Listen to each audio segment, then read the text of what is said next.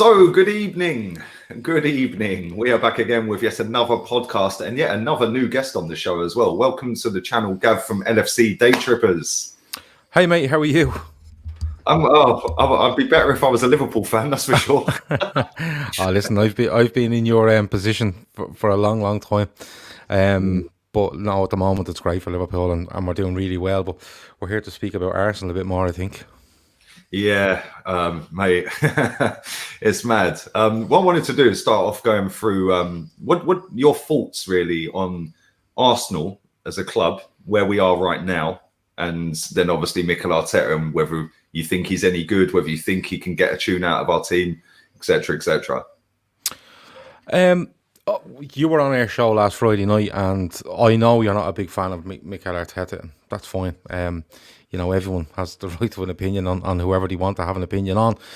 And do you know something?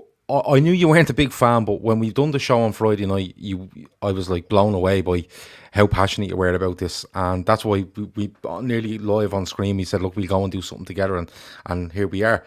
But Arsenal intrigue me, and I said this to you the other day as well. They absolutely intrigue me because they're a huge club. They're a huge club, and you know you've seen them. They have everything you need to be a mega club. They have the infrastructure, the training facilities. They have the stadium. You know, they have the global reach. They have absolutely everything. And what intrigues me most about them is, I suppose, watching them over, in my opinion, 10 years.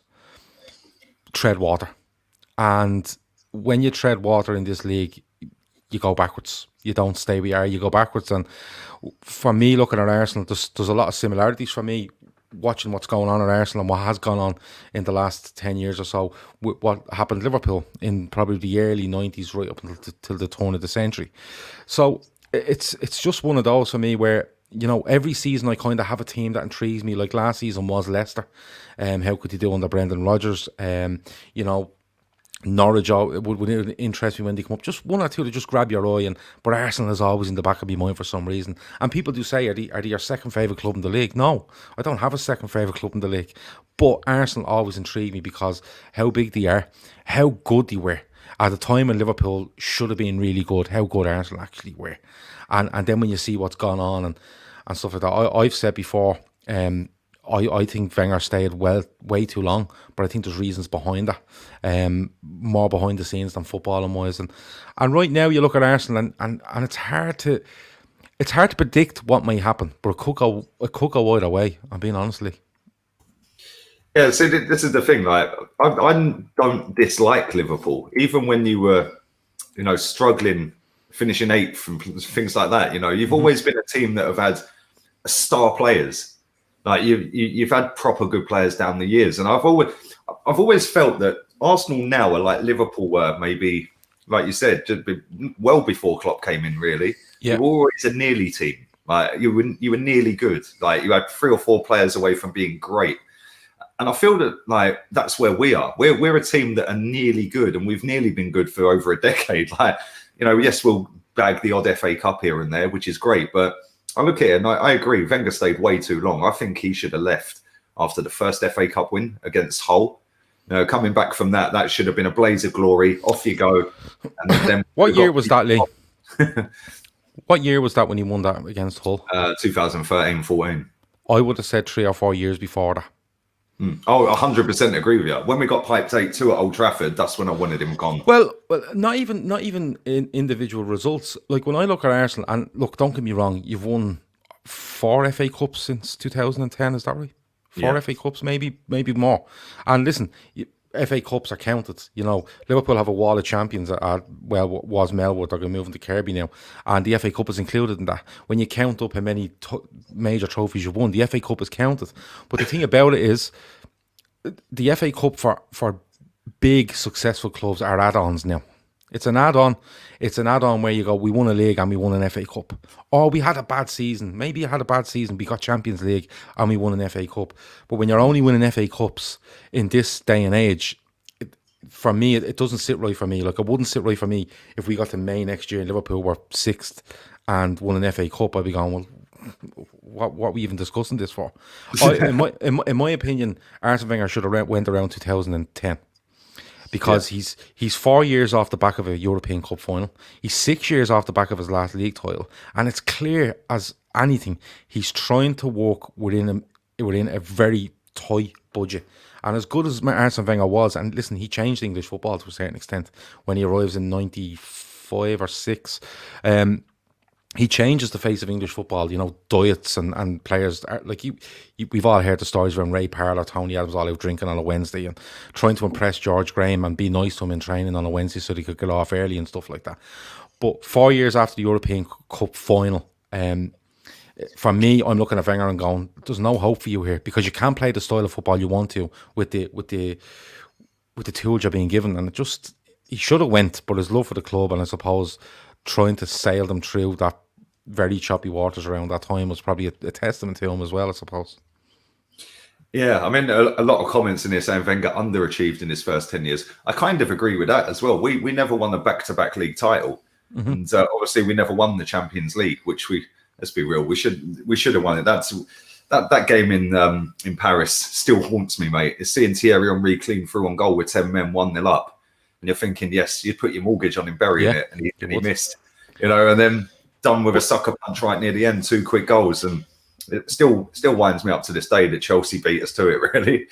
But the thing about it is, like, you're saying the underachieved, and look, there could be an argument there. But you have to remember who they were up against.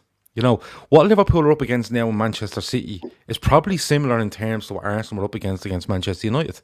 Like Manchester United in 90, from the early 90s, left Liverpool in their wake because they seen what way football was going to develop. They seen the importance of a global reach, merchandising, sponsorship deals, making Old Trafford as big as they could because, build it and they will come sort of thing.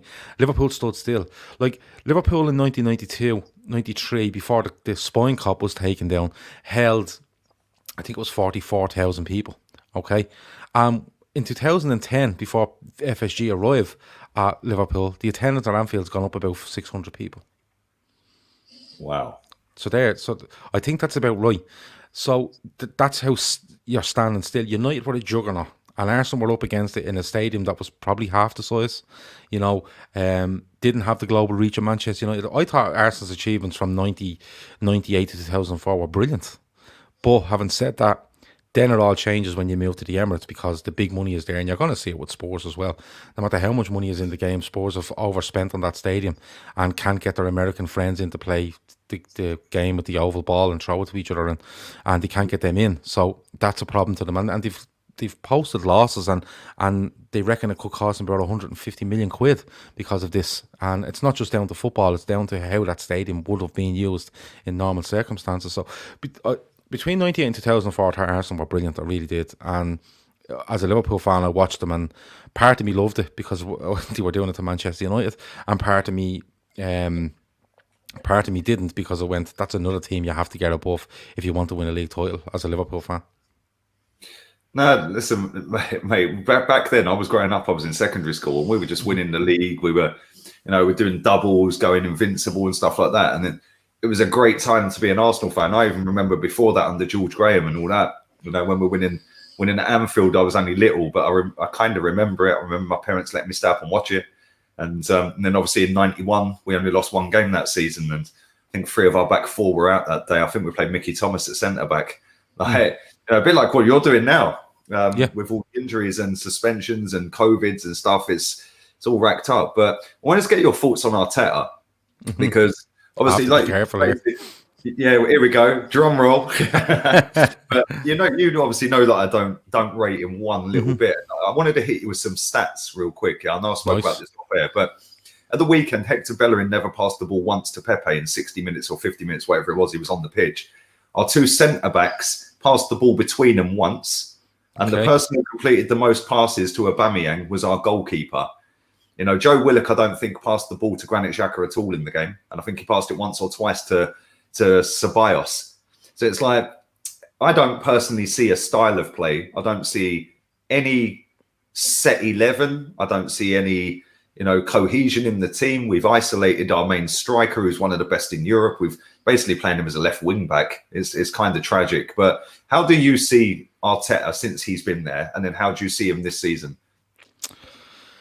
Too much is made of Mikel Arteta for me. You know, if Mikel Arteta is, and this is probably an easy thing to say, but if Mikel Arteta is English and he serves under Pep Guardiola and gets a job somewhere and goes, not Arsenal, could be anywhere else, people will go, needs time, he's only learning his trade and stuff like that. But that's what he is, Lee. That's what he is. He's a guy learning his trade. You know, I don't care how long he's at Manchester City. I don't care how long he's an assistant manager. You need time to learn your trade as a number one. Take Brian Kidd for argument's sake. Brian Kidd is an assistant manager to Alex Ferguson, and they win everything, right? He decides to go out on his own, I think, at Blackburn Rovers, and it's an unmitigated disaster, right? Because being an assistant to being a number one they're not even in the same ballpark. You know, assistant turns up and you might get some yes men that go, yeah, boss, you're great. Yeah, boss, yeah, but, and some of them might challenge. And the ones that usually challenge are the ones that turn out to be decent number ones because they know how to give criticism, take criticism, you know, and stuff like that. But Arteta comes out of Manchester City, and I've seen ludicrous stuff like Arteta leaves. Manchester City were poor last season for a number of reasons. One, they don't have the depth that people think they do. That's one. And two, they don't have the balls for it.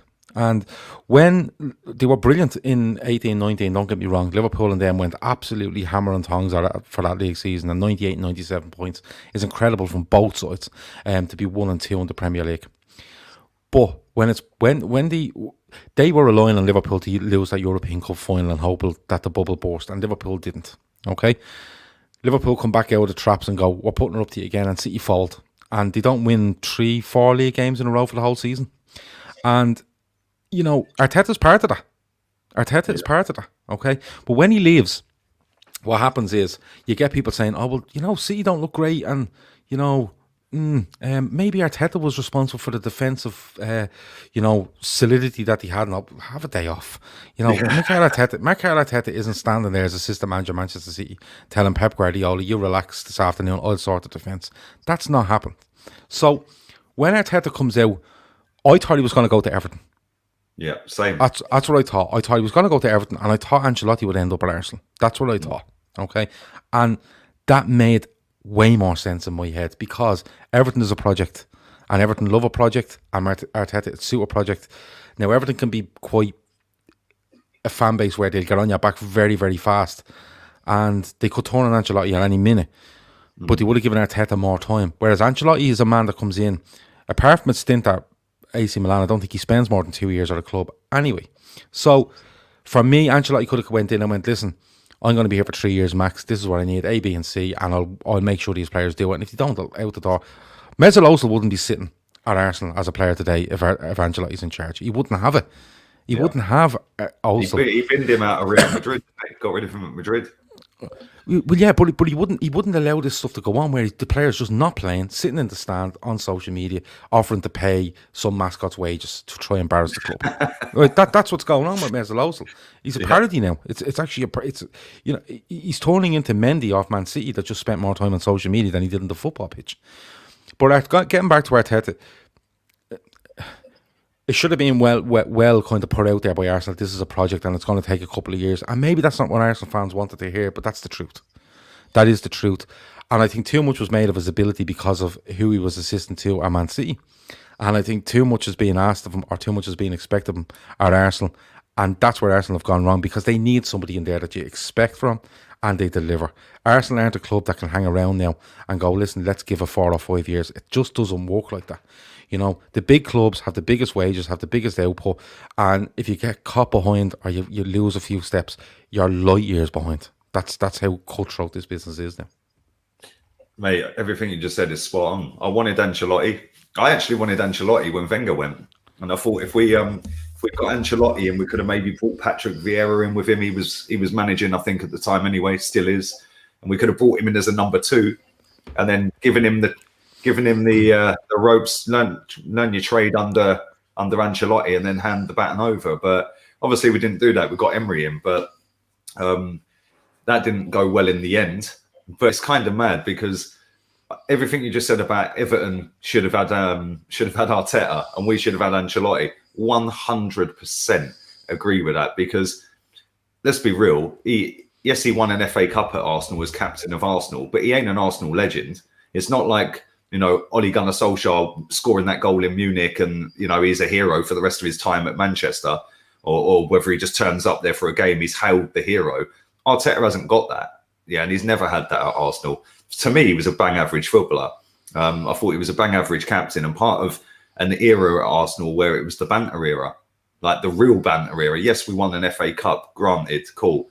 But somebody said in my chat the other day, Arsenal play exactly how Arteta played as a footballer. Not very good and sideways. Yeah. And that kind of summed it up to me. But you're talking about Arteta being as part of an Arsenal side that's banter era. Arteta is a player that turns up at Anfield in 2013-14, top of the league, and they're 4-0 down after 20 minutes. That's the sort of team he was playing in. That's the sort of mentality he was playing in. I don't get... Listen, I'm not as far down the road as you are, and I never will be because I don't support Arsenal. But I don't get where all this, I don't even know what the word, all this aura around Mikel Arteta is. It went as far as saying that Mikel Arteta has Jurgen Klopp's number. It must be his phone number he has, because it's nothing else. He beats Liverpool at the Emirates last season when Liverpool are champions. All right. Yeah. Liverpool make 2 bad mistakes on the night and batter Arsenal. Let's be honest. Yeah, they batter Arsenal. 20 odd shots, mate. Yeah, they batter Arsenal, and Liverpool needing 3 points that night, win that game easy, second toe gear. But they switch off. He wins a Community Shield. That doesn't count. That's a charity game. That'd be like me playing you in FIFA and claiming to be world champion. I haven't played anybody else, but I'm going to claim it anyway. Why not? And then he turns up at Anfield this season, and the true colours of Mikel Arteta shows from me. This is at a time at Liverpool when Liverpool have been doubted since the start of the season. Doubted, I would say, and there's an absolute want for them to fail, and you have to get used to that as league champions, and possibly in the top 2 teams in Europe, I think, at the moment. Yeah, and you have to get used to that. But why Arsenal turned up that day and just placid. Liverpool were going to decide, you're going to try. The big thing was that Arsenal could beat Liverpool's press, and Liverpool went, really? Okay. And went and done them easy. And when it actually comes to it, Mikel Arteta shouldn't be in the same conversation as Jurgen Klopp, and that's not a slight on Mikel Arteta. That is where Mikel Arteta is in his managerial career. I don't know, pick another manager that's come out in the last year as a first team manager, as an actual manager as opposed to an assistant or whatever, and you're not mentioning them with Jurgen Klopp. But the media has driven this thing where Mikel Arteta. Mate, do you know what? I had Laura Woods. Sorry to cut you off. I had Laura Woods on Talksport saying that it's going to be great. We've got to give him time. Blah blah. And I'm like, why is there such this fascination about this guy in the media? Sky Sport. I mean, Tim Cahill's his mate. You can kind of get that when he was having it with Roy Keane the other day. Mm-hmm. But every single media outlet out there is making out this guy as the second coming of Pep. And I don't get where they've seen this from. He was basically appointed on a recommendation from Pep. Like, well, if he's that good, why didn't he get the City job? Yeah, but you see, the thing for me is that the second coming of Pep, why? What's he done? Exactly. Pep Guardiola turns up at Barcelona and just starts winning things. Now, listen, it's a very easy argument to say, yeah, but it was Barcelona, Gavin. They had this and they had that and they had the other. But he instilled something in Barcelona. Like, they were brilliant under Rijkaard as well. Funny. They actually finished 3rd the season he got the job. Under Rijkaard. And he took them from 3rd to unbelievable the following season. Of course he did. But like, Arteta isn't even in the same stratosphere as Pep Guardiola. The same as he's not with Klopp. But that's, again, not having a go at Mikel Arteta. It's the wrong... Look, I don't know how successful he's going to be. I don't know. I wish him all the best, but not too much, obviously, right? But I would hazard a guess that Mikel Arteta will not be a success at Arsenal. And the reason being is because you do need time. People saying that he needs time are absolutely right. But it's time I feel Arsenal don't have. They've had this time for 10 years. Like getting away from Arteta for a minute. Arsene Wenger should have left in 2010, in my opinion. He leaves in 2017, is it? 2017, yeah. Yeah, okay. Yeah, And 2017-18. the appoint Unai Emery, who had he won a couple of UEFA Cups with Sevilla? Is that where he got him from? 3 in a row, I think. Yeah, okay. So, and was he at PSG, Unai Emery? Yeah, Yeah. yeah. Now, the problem for Arsenal was, for me, with Unai Emery was, and the problem with Arsenal fans, for me, and this is where it's going to be, people are saying I'm spitting facts here, but it might get a bit heated now. Unai Emery came in and tried to plumage the Arsenal fan base. And what I mean by that is, he came in and he went, they really like to play this style of football, so I'm going to try play this style of football, instead of playing what he wanted to do. Sevilla weren't an all-out attacking, ticky-tacky football team. They weren't. They were a very functional side, and functional teams win Europa Leagues. That's how it works. I seen it in 2016 with Sevilla. You know, we should have had them off the park in the first half in Switzerland, and then they just came out and went bang, bang, bang, capitalised on every mistake we made. Very functional, job done. Right? Unai Emery should have come out and said to Arsenal fans, listen, you're going on about all this, you know, lovely football you played with Cesc Fabregas and all. It's gone. Forget about it. It's not happening. And if I have to bore you for the next 3 years to make this progress, I will. But he didn't. He listened to, well, this is the Arsenal way. Listen, the worst thing you can say in football is, this is the X way. It's the wrong thing. Football's moved on. The Liverpool way used to be pass and move, pass. Liverpool don't pass and move now. Liverpool pass and they're patient, but there is an element of pass and move because they're a really, really good football team. But Liverpool have so many different ways of beating you, so they don't have a way, if you know what I mean. Whereas Unai Emery made that big mistake, and that's what Arsenal fans just became used to. And if they did see anything different, they weren't happy with it. And now they're looking at this guy, and this guy's trying to. I like the style he's trying to play. He doesn't have the tools to play it. So while he does need time, I don't think Arsenal have the time to give him. And I don't know if they have the resources and the vision to go and get him what he needs. I really don't. I kind of agree. Emery, for me, when he came in, it was a breath of fresh air. It was just, do you know what? The day that Wenger left, I can't lie, mate, right? I literally was running around the streets so happy he'd gone. It was like a weight had gone, man. It was like, yes, it is finally over, man. Like, we wasted 10 years with that guy and it was finally over. And then Emery wasn't my first choice, nowhere near. Like I said, I wanted Ancelotti and Simeone and them types of managers. But obviously we ended up with Emery. I was like, yo, let's go for it. And he started off with the toughest start to a season you could ever imagine against the champions Man City, and then Chelsea away in the second game. We should have battered. We actually did batter Chelsea in that game. We missed about 5 or 6 open chances in that game, and they'd done us 3-2. But we were like, okay, cool. We've lost the first 2. We go again. Then we played West Ham. We weren't convincing, but then we kicked on and we went on this 22 unbeaten run, which, yeah, at times did mask over how bad we were. But I think this is where a lot of fans now, that, you know, they when you compare Emery and you compare Arteta together, people say Emery left us a mess. Obviously, yes, we got hammered in the Champions League, if only, Europa League final, and he did bottle the top 4 race. He did bottle it. He basically kept chopping the team up because we went all in and put the eggs in the Europa League basket, which, let's be real, was his competition after winning it 3 times. So, you know, he did completely nose that up for me. But you then go into the next season, and let's not forget very quickly, the team he inherited off Arsene Wenger included Cech, Iwobi, Jenkinson. He then got Lichtsteiner in, Socrates. We had Monreal, Koscielny, Mkhitaryan, Alex Iwobi, Danny Welbeck, El Neni. Only 2 of them 10 are still here. Yeah, so Arteta's got a much better squad now than what Unai Emery inherited. Then we go into the start of last season, and it was a bit of a shambles. Like, we're drawing left, right, and centre with teams we shouldn't be drawing with, and they sacked him after 13 games. But this is where I look at Arteta now, and I think, right, you've come in. Freddie obviously took into him. You've come in. There wasn't a new manager bounce. I didn't see no new manager bounce. He knocked us out of the Europa League to Olympiacos. We were losing to, I think we drew with Norwich away. We were losing twice in that game, I think. We lost to Brighton when we came back out of lockdown. We lost to Villa away, 1-0. Jack Grealish run the show again. You know, in the league, our form in the league has been appalling under this guy. The thing for me where a lot of our fans are seeing this, and maybe a lot of the media circles are seeing this, is the fact that he did win the FA Cup.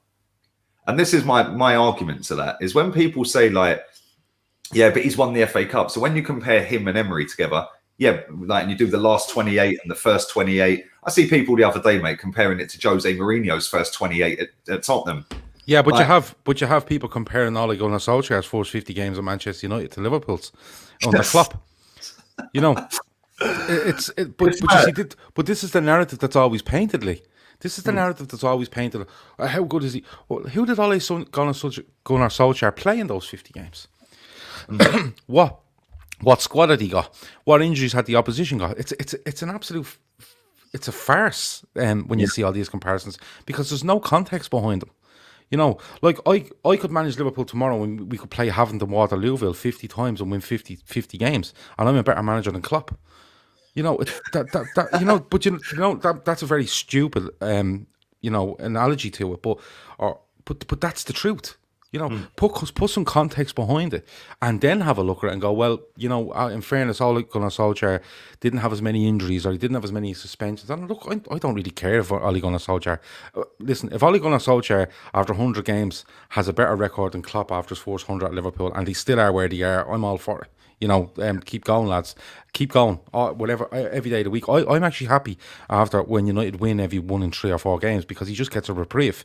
But this is not a Manchester United show. But it's just, the comparisons are ridiculous. They're ridiculous. And I keep going back to it. You're talking here about a manager that has never managed. He's taken over, for me, one of the top 4 clubs in England. Okay? Yeah. And you're saying he's inherited a better squad than Unai Emery. I don't even think that's the argument. My argument to this is, and I know you're going to like me even more after this show because I'm agreeing with you a lot, but it's only when you think about it. The question isn't what he's inherited. It's the question is what he can do with it. Okay? So for me, Unai Emery would do a better job inheriting the squad than Unai Emery did, than Mikel Arteta would.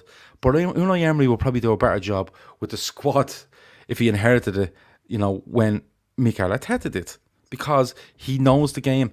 And I'm not saying Mikel Arteta doesn't know the game, but he hasn't experienced the game like Unai Emery has, and you know, having to deal with players and their temper tantrums, or they're off sick, or whatever it might be.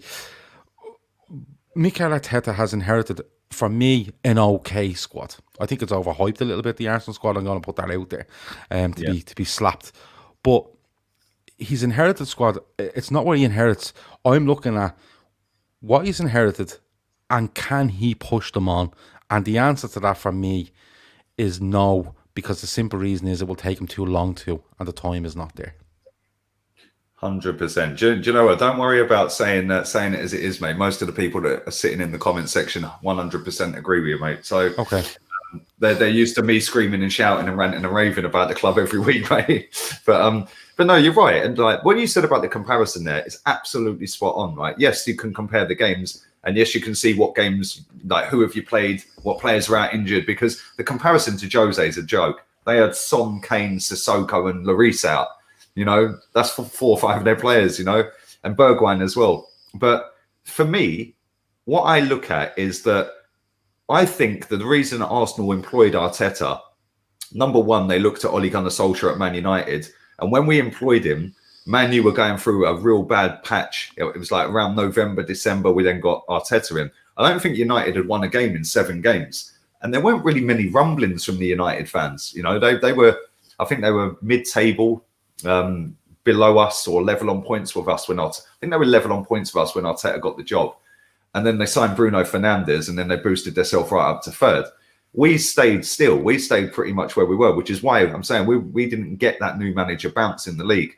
Obviously, lockdown happened, and this has been a thing that a lot of Arsenal fans say, well, yeah, but you had to deal with COVID. Well, so did everyone else. Yes, I know it's harder when you've come into a job and it's your first job, and within 3 or 4 months it's lockdown. David Moyes got the job at West Ham on the 29th of December. If you look at the teams they've played this season, Man City, Liverpool, Arsenal, Leicester, Wolves and Spurs, and Liverpool, all in a row. They've got a team that's worse than Arsenal's, and they've got a manager that apparently is worse. How are they above us? You know, you look at Jose again. Jose got the job at Tottenham about a month before, not even a month. I think it was 4 games before Arteta got it. But again, these two managers have managed football clubs. They've managed some of the biggest clubs in world football. They've dealt with superstars year in, year out. You know, albeit David Moyes' time at Man U was a bit of a bad one, he still managed one of the biggest clubs in world football. You know, and I just look at it and I just think the reason Arsenal employed Arteta is because of the whole Man United thing. Nobody was on Ole Gunnar Solskjaer's case. So it was, okay, we've got rid of Emery and we'll get this guy in and we'll dress it up as a project. He won't be demanding massive transfer fees for players. He'll be a bit of a puppet, I suppose. And we'll be able to just drag it out and cover up all the deficiencies upstairs. Yeah, so I wanted to ask you about that. So the owners are Arsenal. And like they spent decent money. Is that fair to say? 100%. Yeah, they spent decent money. They don't look afraid to spend. Now, what you say there is interesting. You know, we get this guy in, we'll pay that as a project. He won't ask for massive transfer fees and stuff like that. And, you know, did you see Arteta as a bit more of a tinker of the game rather than someone that needs like a checkbook manager, and maybe that's the route they want to go down? But if they're dressing it up as that, that's where they've got it wrong. You can't dress Arsenal as a project. You know, let's go back to Jurgen Klopp. Jurgen Klopp takes over Liverpool in October 2015, okay? And he says, look, he's straight out the gate. He says, now, Jurgen Klopp at the time had won two titles in Germany and probably the most sought-after manager at the time in world football, I suppose, because he was out of work. And Ancelotti was close to going to Liverpool as well at the time. But he arrives in and he went, look, I'm not going to tell you what I'm going to do, but I think in 5 years, maybe we sit here with maybe one title. Now, that was taken as a league title. Maybe he was talking about a Europa League or a Champions League or an FA Cup. Maybe he worded it very well, let's be honest, because he covered all the angles. If he's 5 years, if we're sitting here now and he hasn't got a league title, he'd say, oh yeah, but I won the European Cup. So he's kind of done that well. But Klopp never said the word project. Never. And he was under huge pressure in the January to make signings. You know, he's 3 months into the job. He must know what the players are. And he went, no, he signed Steven Colker, for fuck's sake, on loan. Yeah. Right? He did do a deal for Marco Grujic in the January, but done nothing then. He waited and watched. And Liverpool, like you say, how quick was the effect on Jurgen Klopp? They won. They go to White Hart Lane in his first game, right? And Adam Lallana nearly has to be carried off the pitch on about 75 minutes because Jurgen Klopp has told him, listen, we're not playing well. We can't do what I want to do to 100% effect because I'm only here. I think it might have been a week and a half. There might be an international break when he was appointed. But he says, you're going to go out and you're going to outrun these. And they pressed Spurs to within an inch of their lives that day. And Spurs didn't know what to do. You know, and Spurs were the better side at the time. They were in better form at the time. They had more expectations at the time. Liverpool pressed them into the ground. And he waited until the summer and he brings in Mane, he brings in Wijnaldum. I think he brings in Clavin on a free. You know, he brings in a couple of players. Loris Karius comes in famously. But the thing is, he never says the word project, but he gets right to it. Yeah. And his success rate in the transfer market is exceptional. Whereas when I look at Mikel Arteta here, like, and like Pepe for me is a mad transfer. It's one of the maddest transfers I've ever seen. Pepe was going around being linked to Liverpool for £30 million, and he just kept saying Liverpool beside his name. And next thing it was 72, I think was the final figure, and it was madness. But I don't see.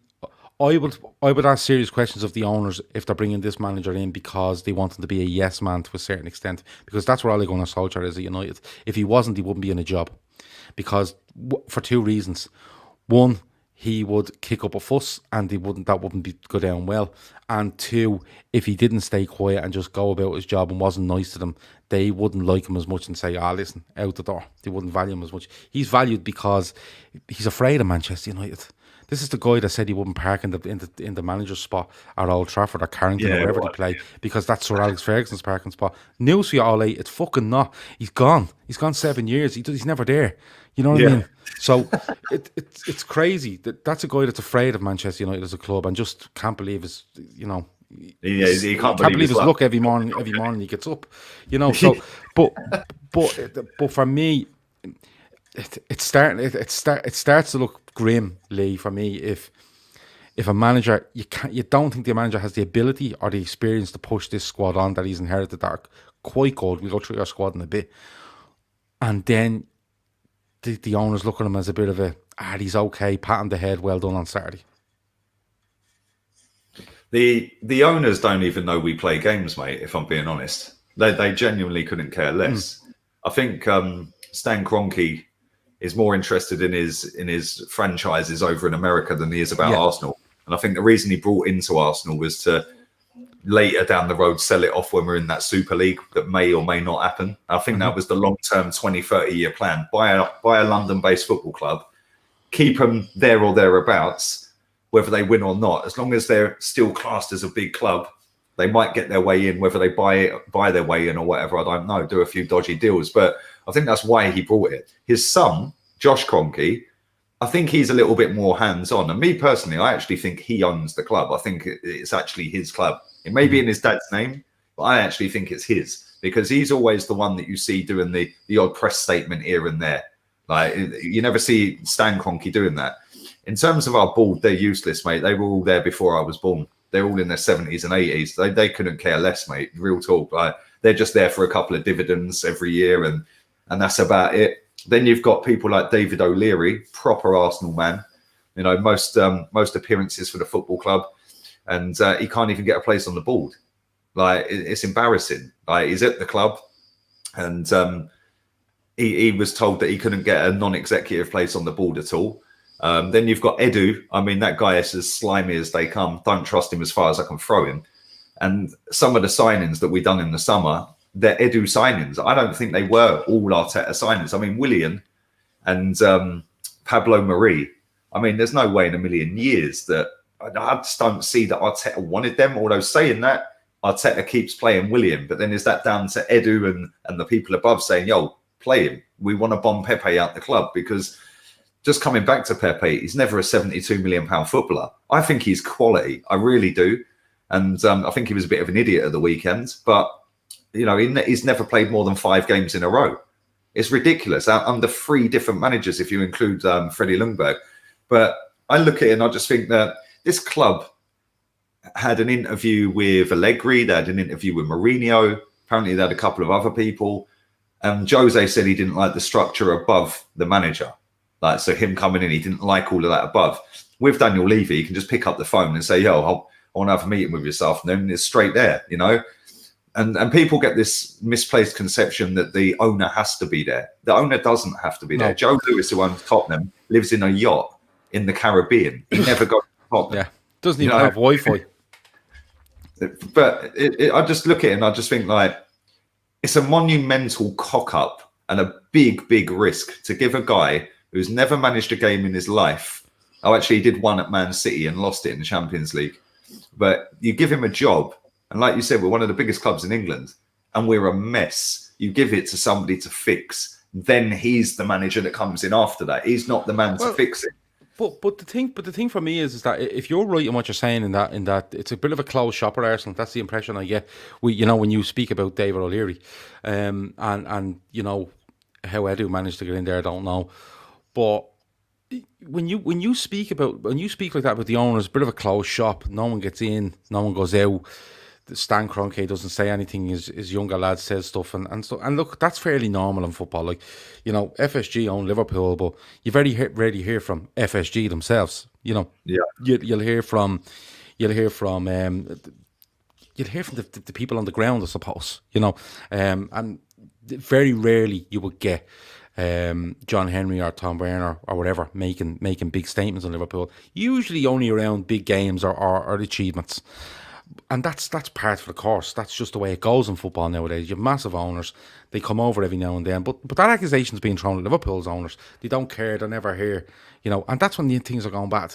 You know, when things are going good, nobody gives 2 fucks where John W. Henry is. Nobody cares where Linda Pizzuti is. Is she buying another handbag or a yacht? Nobody fucking cares. You know what I mean? Because you're playing well. Who gives a shit, right? Yeah. But like, for me, if I'm standing on the outside and I'm a money man and I'm looking at Arsenal and going, lad, you can't go down this route, because if you want to sell this club, basically all you're doing now is you're just going to sell it off its history, okay?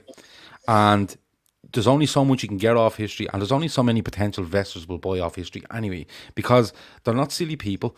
They will. Liverpool's a different issue altogether. Liverpool were within hours of going out of business, and they were taken for 300 million, and they're worth probably 2 billion now. But there's only so many people will buy a club on history, because they will look and go, hold on. Like, Lee, if you're buying Arsenal tomorrow, you have the funds to buy Arsenal tomorrow. You're going to look and you're going to go, well, look, the manager, the squad, the stadium's fine. Do we need to do that with the training ground? You know, how many players will we need? How far are we behind these other clubs? And not only just in terms of points in the league, how far are we behind them? Infrastructure, again, global reach, endorsements, sponsorships. You know, how far behind are we? Because you can have all the money in the world, but in real terms, for me, Arsenal are miles behind, miles behind. Because you could argue they probably need a new manager. They probably need a new board, if what you're telling me is true. And then you need a squad, and then you need time.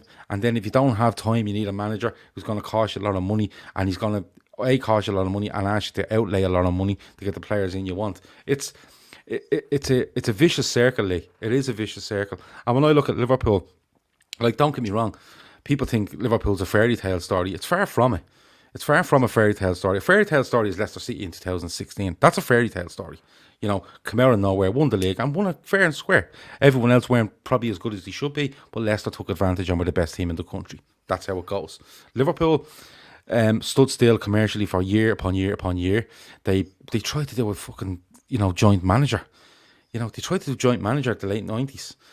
And you look at all the problems that's gone on, and sometimes it has to get to its absolute bottom of the barrel, Lee, before it can come back. And although it was horrible in 2010, and Roy fucking Hodgson, but sometimes it needs that, where people actually do just go, hold on, enough is enough, and supporters have enough, and they want the previous American owners out, and it goes on and on and on like that until you get to a certain stage. Arsenal are going around in circles, Lee. That's just the way it is. And people are saying, Arsenal's squad aren't as bad as you think, aren't the best, but they should be higher than where they are. Well, why? Why? Tell me why. Do you think they should be higher than where they are? I do, if I'm honest. And I'll tell you why. Because if I look where would you put them, Lee? Squad, our 25-man squad. Mm-hmm. I won't bore you with all of them. I'll just bore you with the ones that I know. 25-man squad. We've got Leno. We've got Maitland-Niles. Bellerin. Bellerin's no good. He is the worst right back I've seen at Arsenal in my lifetime. Bring Jenkinson back. He's miles better. Then we've got Mustafi, Socrates, Saliba. Don't know where he is. Who else we got? Gabriel, Rob Holding, Callum Chambers, Tierney, Kolasinac. Midfield, we've got Mohamed El Neni, we've got Thomas Partey, we've got Dani Ceballos, we've got Joe Willock, Bukayo Saka, Martinelli, Aubameyang, Lacazette, Pepe, Reece Nelson. Out of all of them, we can pick an 11, in my opinion, that can, with a proper manager, get in the top four. We can pick 11 that only consists of one non-Wenger player, and that's Aubameyang, who was signed 4 months before Wenger left. Yeah. Okay. So that mentality of the weak underbelly, the easy to beat mentality wouldn't be rife when you're not playing. Oh, sorry, I forgot Granit Xhaka as well. When you're not playing the likes of Granit Xhaka and Bellerin in the same team every week, you're not playing Lacazette every week. You're not playing, Kolasinac at Tottenham away. Players like that, I look at and I just think until you get rid of them players, but that's only like, if you look how many players he actually signed. Oh, sorry, I forgot Cedric Suarez and Pablo Mari as well. Yeah. But if you look at the players he actually signed on his watch, since he's been here, it's 1/3 of our squad. So when people sit there and say to me, yeah, but Lee, he needs to get his own players. Well, number one, I thought you told me he was a good coach. Why can't he coach the ones he's got and make them better? Mm-hmm. And number two, 1/3 of that squad are his. I wrote them down earlier. Let me grab it quick. Out of the ones that he signed in this transfer windows he's had, right? He's signed Pablo Mari. He signed Runnison, the goalkeeper. I forgot him as well. He signed Gabriel, Cedric Suarez, Thomas Partey, William, And who else did he sign? Signed somebody else. I'm going to get him. 1 second, bear with me. But 8 of the team are his. Oh, sorry, Danny Ceballos come back. David Luiz has come back and got a new deal. You know, he's given out new deals left, right, and centre to bang average players. It's mad. I just look at it and I think, like, how can you have 8 of that squad are yours? Yeah, Cedric, Marie, Luiz New Deal, Gabriel Runnison, Partey, William Ceballos. That's 8 of 25. Then the 8 that I think are good enough on top of that are not his are Aubameyang, Martinelli, Saliba, Tierney, Saka, Pepe, Maitland-Niles, and Leno. That's now 2/3 of your squad. So there's only 9 out of that 25 that are not good enough. So the excuses that people say, well, oh, maybe you can't be better. You can't. No, you're at where you at. He left a mess. He's done this. No, he has got 8 players in of that squad that are his, and there's another 8 that are not his that are good enough. There is no excuses for this guy when David Moyes can get West Ham above us after playing 7 of the top teams in the league, all in a row with Everton away in a League Cup game sandwiched in between that, and still be sat above us, you know, with a worse team. Yeah, like, I'm looking at your comments here, and I'm not doing your job, but Kelvin Crime says Leno, Maitland-Niles, Saliba, Gabriel, Tierney, Partey, El Neni or Willock, Cabios, Pepe, Aubameyang, Saka is definitely good enough for top 4 under a proper manager. I disagree. I'm going to be honest with you. I do disagree. I like the looks of Saliba. Is he gone back out on loan? Mate, we have no idea what's going on with that guy. I know he had some personal problems, and at the last I read he was going back out on loan. Gabriel looks a good player. Tierney's a really good left back. I thought the sale of the goalkeeper to Aston Villa was a bit strange. Yeah. I thought it was a bit strange. I thought he was in good form. I don't know what his history is with Arsenal. I don't know how long he's there. Maybe they just seen 10 years he's been there. 10 years. Yeah, and maybe they just seen a chance to cash in on him. But I thought he was probably coming into the prime of his career. Maybe, I don't know. But when you look at Tierney, like the way he's played, Kieran Tierney is, for me, screams out as to what the problems are at Arsenal. He was playing him in the back three. Yeah. And, you know, Kieran Tierney is an out-and-out left-back. There's no doubt about it. At a push, a wing-back, but he loves playing left-back because he loves having someone in front of him that you can link up with. And I've seen it at Celtic many times when he plays, and he marauds forward, he beats players, he shoots across. He's all action if you let him be. But when you put a back three in there and you put your best defender, who's your left-back, in as one of the 3, then you know you have issues. Then you really do know you have issues. I'm not a fan of Bellerin. I never was. I'm not a fan of Maitland-Niles. I think is really good. Saka is really good. Willock has shown spots. I'm not a fan of is it Cabios or whatever way, the proper way. Ceballos. I'm not a fan of him. He's for me, he just doesn't have enough. He doesn't do enough for me. He's a bit Andre Gomez or Everton. That's being honest with you. But like Aubameyang is just out of this world cut. I know. You know, people say, oh, well, from the left he cuts in. Listen, Thierry Henry played up front and came in off the left and terrorised people. But you don't want Aubameyang chasing 60 yards back to help lead, you know, Kieran Tierney because someone's attacking. You don't want that. If you have pace, you want it to be used on the shoulder defenders, play him up front. Because Lacazette is nowhere near as good as Aubameyang is at playing up front. And if you want to pull off to the left, go ahead. Henry done it for years and he was brilliant at it. You know, Pepe is just an enigma for me. The price tag on his head, I think, is just, I think that's killed that player. I really have. He looks the sort of player, I think he'd be great at Liverpool, because Liverpool just hunt you down, get it and go at you. And if you just give it to him, let him run into spaces where he has the pace and he has the left foot on him. But with Arsenal, he's trying to be a bit more considerate with the ball, and maybe that's not his style. But they definitely need players, Lee. They definitely need players. I think Partey is a great signing. He'll really, really, really come good. The Guendouzi one is the one that shocked me when I seen him being offered around. They were offering Leon, weren't they, to try to get our and stuff like that. And now he's gone out on loan. But that's obviously a falling out somewhere. But overall, yeah, you have a fair point in that a third of that squad is his. And if you bring in a third of a squad, you should be able to add 6 or 7 that are already there and have a 15 most weeks that you can challenge with if you are a coach of the rumoured quality of Mikel Arteta, I think. Mate, you're speaking 100% facts. And thank you for everybody who is watching. We're going to carry on. Make sure you smash the likes up. 172 likes at the moment, 650 people watching. Also, make sure you subscribe to Gav's channel. The link is in the title. Just click on the @ in the title. It takes you straight to the channel. It won't make you leave the stream. Click on it, subscribe. It's nearly 700 people, whatever it is, watching this. Just everyone who isn't subscribed to it, hit the link in the title. It'll take you straight to the channel now and subscribe there. But no, listen, everything you just said there, mate, is absolutely spot on. And I've seen some comments in here saying, how comes a Liverpool fan is speaking more sense than most of ours? I can't find it again. It's gone. But this is the thing. Everything's a project at Arsenal. It's always like I've seen people this season already, right, have said, well, this is a transitional year. We might as well just don't worry about this year. Because in the summer, Ozil's wages will be off the books, Mustafi's wages will be off the books, Socrates' wages will be off the books, Ceballos will go back to Madrid, Luiz will be gone. All of that wages, if you add it up, will be about 600, 700 grand. And I'm sitting there thinking, well, the reported, I don't personally think it is this much, but the reported money that Willian is on is a third of that. Yeah. Well, we're going to get 3 Willians in the summer. Like, I don't particularly think he is on that much money. I think he's on about half of that. But even so, do we trust Edu and Mikel Arteta to go and make the right decisions in the transfer market? Because I don't trust them as far as I could throw him. And I look at it and I just think that you just made the great point.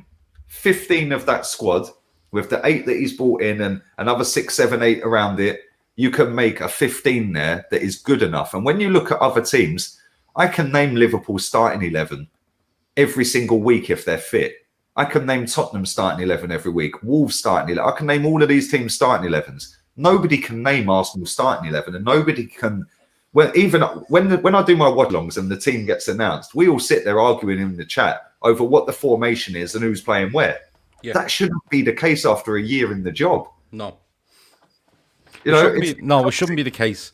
You can name Liverpool's squad or Liverpool's first 11. You could probably name 9 of them, 10 of them. But the thing is, you can also name the bench. And when you name the bench, you look and you go, yeah, that's fine. Having said that, the bench against Leicester the other day was horrendous, simply because not horrendous, that's probably the wrong word. That's being a bit spiteful towards the players that were on it. But you're looking at very young players with no experience on the bench because of the injury situation at Liverpool. Look, you're caught here, Lee, because if it's a project needs to be something that you will look to further. I don't know if Arsenal are looking to further this, because if you're saying and fans are saying this, and I don't look, the fans could be all wrong, but if fans are saying, oh, well, he'd be gone off the books and he'd be gone off the books and he'd be gone off the books, yeah, but you're not going to go out and get all these better players for free as well, and the players that you get, like Ozil's on mad money, right? So say for argument's sake, you say I need a number 10. Ozil is gone and it's 350 grand off the books. Okay, that's 15 million a year off your books. But then you go out and sign someone to get them in. You're not going to get Ozil's quality for you're not going to get it for free, and B, if you do, they're going to want probably north of 350 grand a week because they're probably on a free transfer and they're better than Ozil. It's not happening. So all this of being off the books is just, for me, it's excuses. You're making excuses now. You're driving down a cul-de-sac and now you're just doing loops around the cul-de-sac. Arsenal can take as much as they want off their wage bill, but every time they take off their wage bill, okay, they are going to have to subsidise that squad. And if to subsidise that squad, you're willing to go out and get all free transfers, okay, they're free transfers for a reason. They're probably not as the quality you're looking for, and it's one of those where, like, let's put it this way: name the players that you say is out of contract this summer. Out of contract this summer are Mustafi. Oh well, he's horrendous. So, yeah. Socrates. Yep. David Luiz. And Danny Ceballos is going back with his loaner end. Okay, so we won't count Ceballos for a minute. So, David Luiz, are you keeping David Luiz? I hope not. Okay, so he goes. So you need a centre back. Yeah. Well, so actually saying that, we've got 8 centre backs on the book, so technically, on paper, we probably don't. Okay, so out of the 8, Are any of them better than David Luiz? Probably not. Well, listen, we don't know about Saliba. Saliba could be the next best centre back, but we've not seen him play. So now you're down to right. So that's him gone, but you're going to have to bring someone in. So that's going to cost you money. Forget the wages that's gone out. It's going to cost you the same come back in plus money. Ozil is gone. Now you could argue that Ozil's never part of the squad, but a top of form Ozil walks into your team every day of the week, but he's just not in favour. So he goes out the door. You have to bring someone in. So you're going to end up spending more money than you're getting in. That's just the way it is. Okay, and now you're asking yourself, do you trust Mikel Arteta with that sort of money? Because now you're looking at 100 million quid. Like. You know, if you want to let 4 of them go and bring in 4, and you want them to be as good or as reliable or even better than them, you're north of 100 million quid. It's Mikel Arteta. He's brought in 8 already. Are you going to trust him with another 12? So now half your squad he's brought in. Is he going to get any better? Oh, you see, this is where it's all very well playing numbers in your head and going, oh well, he's got me, can try get him, but he already has, like you said, 33% of this squad. That's his. And he's had them since he's there, you know, and he's had them and he's scouted them and he's brought them in. Now you're going to move that to 50%. When you move to the 50%, are you going to get the results you need based on what you've seen already? I know what your answer is. Well, exactly. The answer is no. And then the problem you've got is that personally, I don't even think he's going to make it to the summer to get that transfer window, because I think our games that are coming up between now and Christmas are relentless. We've got Wolves next, then we've got Spurs. Then we've got Burnley. Then we've got Everton, Southampton, and Chelsea, with Man City in the cup sandwiched in between the I think it's the Everton and the Boxing Day fixture. So we've got a real tough schedule between, and we've got Europa League involvement as well. You know, we've got a real tough run until Boxing Day, and we're not looking like we're scoring. We haven't scored in nearly 8 hours from open play. Yeah, that's an astonishing. That's an astonishing stat from a manager and a set of players that the style would think that their best chance of scoring is open play. You know, I wouldn't look at Arsenal as a massive threat in the air or at set pieces just because of the way they are. Now, listen, I'm saying that and they could have 70% of the goals coming from set plays this season. But when I look at Arsenal and you look at Pepe, you look at Aubameyang, Lacazette, Ceballos, Saka, whoever else, Nathan Niles, whoever else you want to throw in there that are really good attacking players, incisive players, you think they'll open you up. You know, if they get it, they'll open you up with their speed, they're intelligent. If they get a chance, i.e. Aubameyang, he will absolutely smash it home. And, you know, 99 times out of 100, he scores if you put him in that position. For that sort of stat to come out, it just seems to me like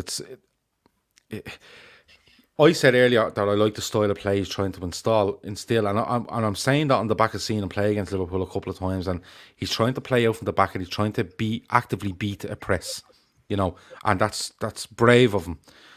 But when you give me them stats about Leeds, Lee, to me that just looks like don't pass to anyone to beat that press. We're just going to kick it as far as we can.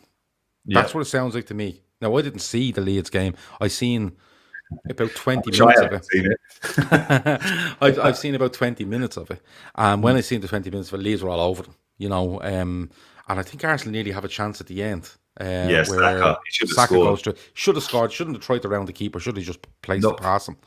But that's the problem. If that was Aubameyang in that position, that's a goal. You know, there's no way Aubameyang misses that. And I'm not blaming Saka. Listen, he's a young kid. Yeah. But if that was a ball from Hector Bellerin at right back, you know, that was a great pass. Saka, maybe a little bit of inexperience, but if that was our top striker in that position, that is a goal. And that is where I find that it's so frustrating that we have got the only players in the last 5 seasons that have scored there or thereabouts or more in Europe are Ronaldo, Messi and Lewandowski. The only ones that have outscored Aubameyang or scored there or thereabouts. Yeah. We're playing one of our best strikers. I know he played up front in that game, but as soon as Pepe went off, he was basically playing it as a DM, like, you know, which meant that Saka was then in that position. Aubameyang weren't even anywhere near him. So it's so frustrating that you look and you've got, like you said, them attacking players. Bro, we had 2 shots on target. But you see, that's mad. that's the thing. Like you for me, Arsenal's style of play with the players you see, and the manager they have is somebody that will look to control the ball, look to make a pitch really big, and look to play through teams. Okay. Now, don't get me wrong. At times, you need to just. It's a case of look, get up wide and put it in the box. Their keeper's dodgy, or their centre backs don't like crosses, or in behind them, or whatever it might be. But you suit yourself to. Well, you don't completely suit yourself to the opposition, but you do look at their I suppose weaknesses, and you try playing them. Like Leeds, we do a show on the Friday night. You were on it on Friday. Joe was a Leeds fan. He's very honest, and me and Joe are kind of having this back and forth over the last couple of weeks that he just loves the way Leeds play, and I just keep saying, Joe, it's too naive. If you continue like this, you'll 6 or 7 games down the road, you'll be in the relegation zone, and then do your players have it to change? You know that way. It's a bit like Norwich last season. Norwich last season, everyone was applauding them for how they played, and it was I was flabbergasted by it because they were so naive. They tried to play a system and a way of playing that may have done them in the Championship, but you know what I mean. It's I don't know. It's not. It doesn't happen in the Premier League. They should have adapted a bit more, and they were rightfully relegated. But when you look at the Arsenal team that are there, you're looking for them to say, right, let's go and beat Leeds press. Leeds were there for the taking because Leeds naturally want to press on you, and they want to press high, and they haven't got the quickest centre backs in the world. All right, so that should feed Arsenal, shouldn't it? Pepe, Aubameyang, Lacazette, or whoever's breaking from deep, and Arsenal didn't do it. From what I've seen of the game, and from what the stats you telling me, without seeing the rest of it, Arsenal tried to play balls long and into channels, so Leeds couldn't press them, and that to me just shouts of a manager that's A, not confident in what he's trying to do, and B, is not confident in the players on the pitch. Now, I could be completely wrong, but that's just the way I read it. And if he's this far down the line and he hasn't got confidence in the team he has, I don't know where you go from there, Lee. Well, exactly. Mate, our pass accuracy in that whole game was 70%. That's embarrassing. Absolutely embarrassing. Yeah. And like you said, you're spot on. I know you didn't watch it all, but you're spot on. We just tried to beat the press by hoofing it over the top, which works against certain teams in certain instances, in certain sections of games. But let's be real. No disrespect to Leeds United, because they do play good football. They have got a quality manager. But some of them players, as my man said the other night on the show, they were in League One. Some of them are League One players that have come through the ranks, and worked their way up to the Championship, etc., etc. So I just look at it and I think, how can this manager, after 1 year next month, so 11 months, and people, and I just want to say one thing on this point about 11 months. People have said, oh, but he had COVID to deal with, so he didn't get to. No. This guy has been on a pre-season. A pre-season, and had a free pass since the day he got the job because of the whole COVID thing. Yeah. Because the first couple of months it was, oh, well, he's only just got the job. We've got to give him time. Cool. We'll give him time. We then get to March. It's then COVID.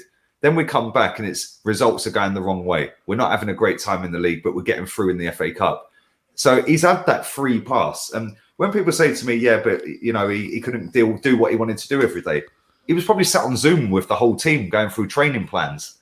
It's not like he's just not spoke to the players throughout the 3-month lockdown, and then he's come back in and this is how people go on though, mate. It's mad, Well, I know from Liverpool, like, and Klopp said it openly.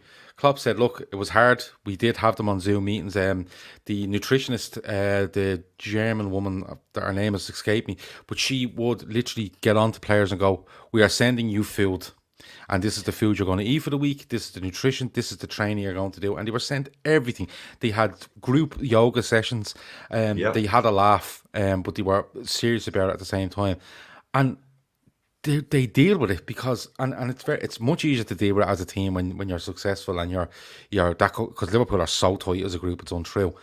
Whereas if you have Arsenal and you have a few players that, Arteta signed 8 or 6 at the time, whatever it might be, and will I get a game? And who cares about the season? And you can easily lose motivation in it. Like that's a natural thing when you're sitting in your house for 3 months or whatever it might be. But I go back to it, Lee.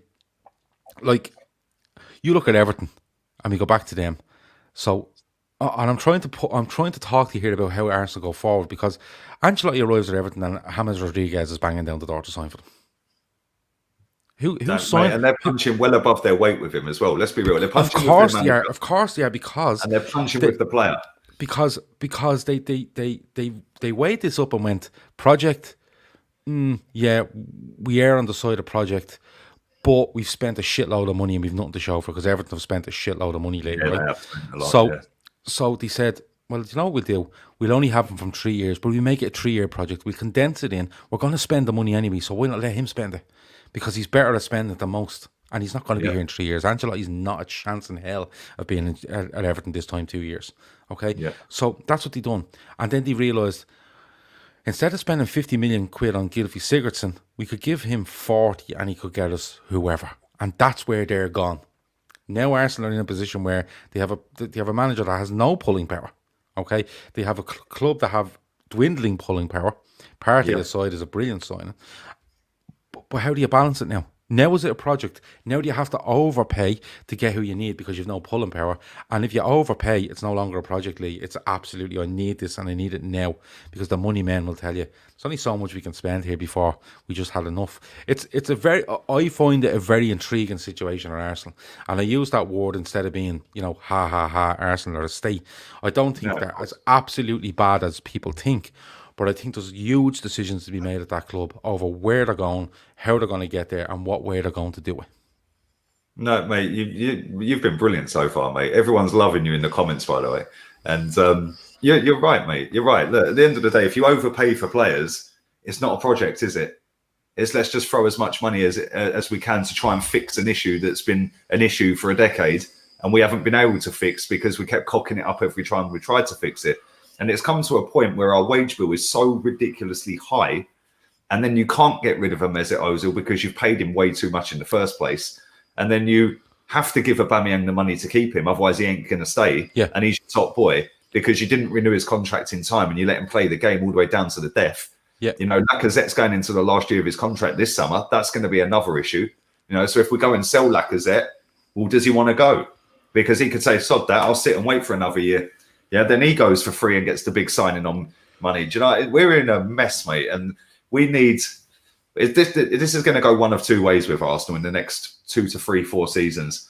We're either going to fix it, or we're going to be fucked, and we're going to end up mid-table for a long, long time. And sadly, I think we're going to end up mid-table because if they don't sack Arteta, for me, they won't sack him. I don't think they're going to sack him. And if they don't sack him and we're languishing in 16th after we get battered by Chelsea on Boxing Day, then that's to the detriment of this football club. And the reason I don't think they're going to sack him is because the way they have marketed this guy. Yes. Yeah. And it's trust the process. They're tweeting it out. They're putting it on their Insta pages, all over their Arsenal.com website. Trust the process. Trust in the manager. If they get rid of him, they have to bring an elite manager in next time. Otherwise, we tell them all to fuck their process again. So they're in a big sticky situation.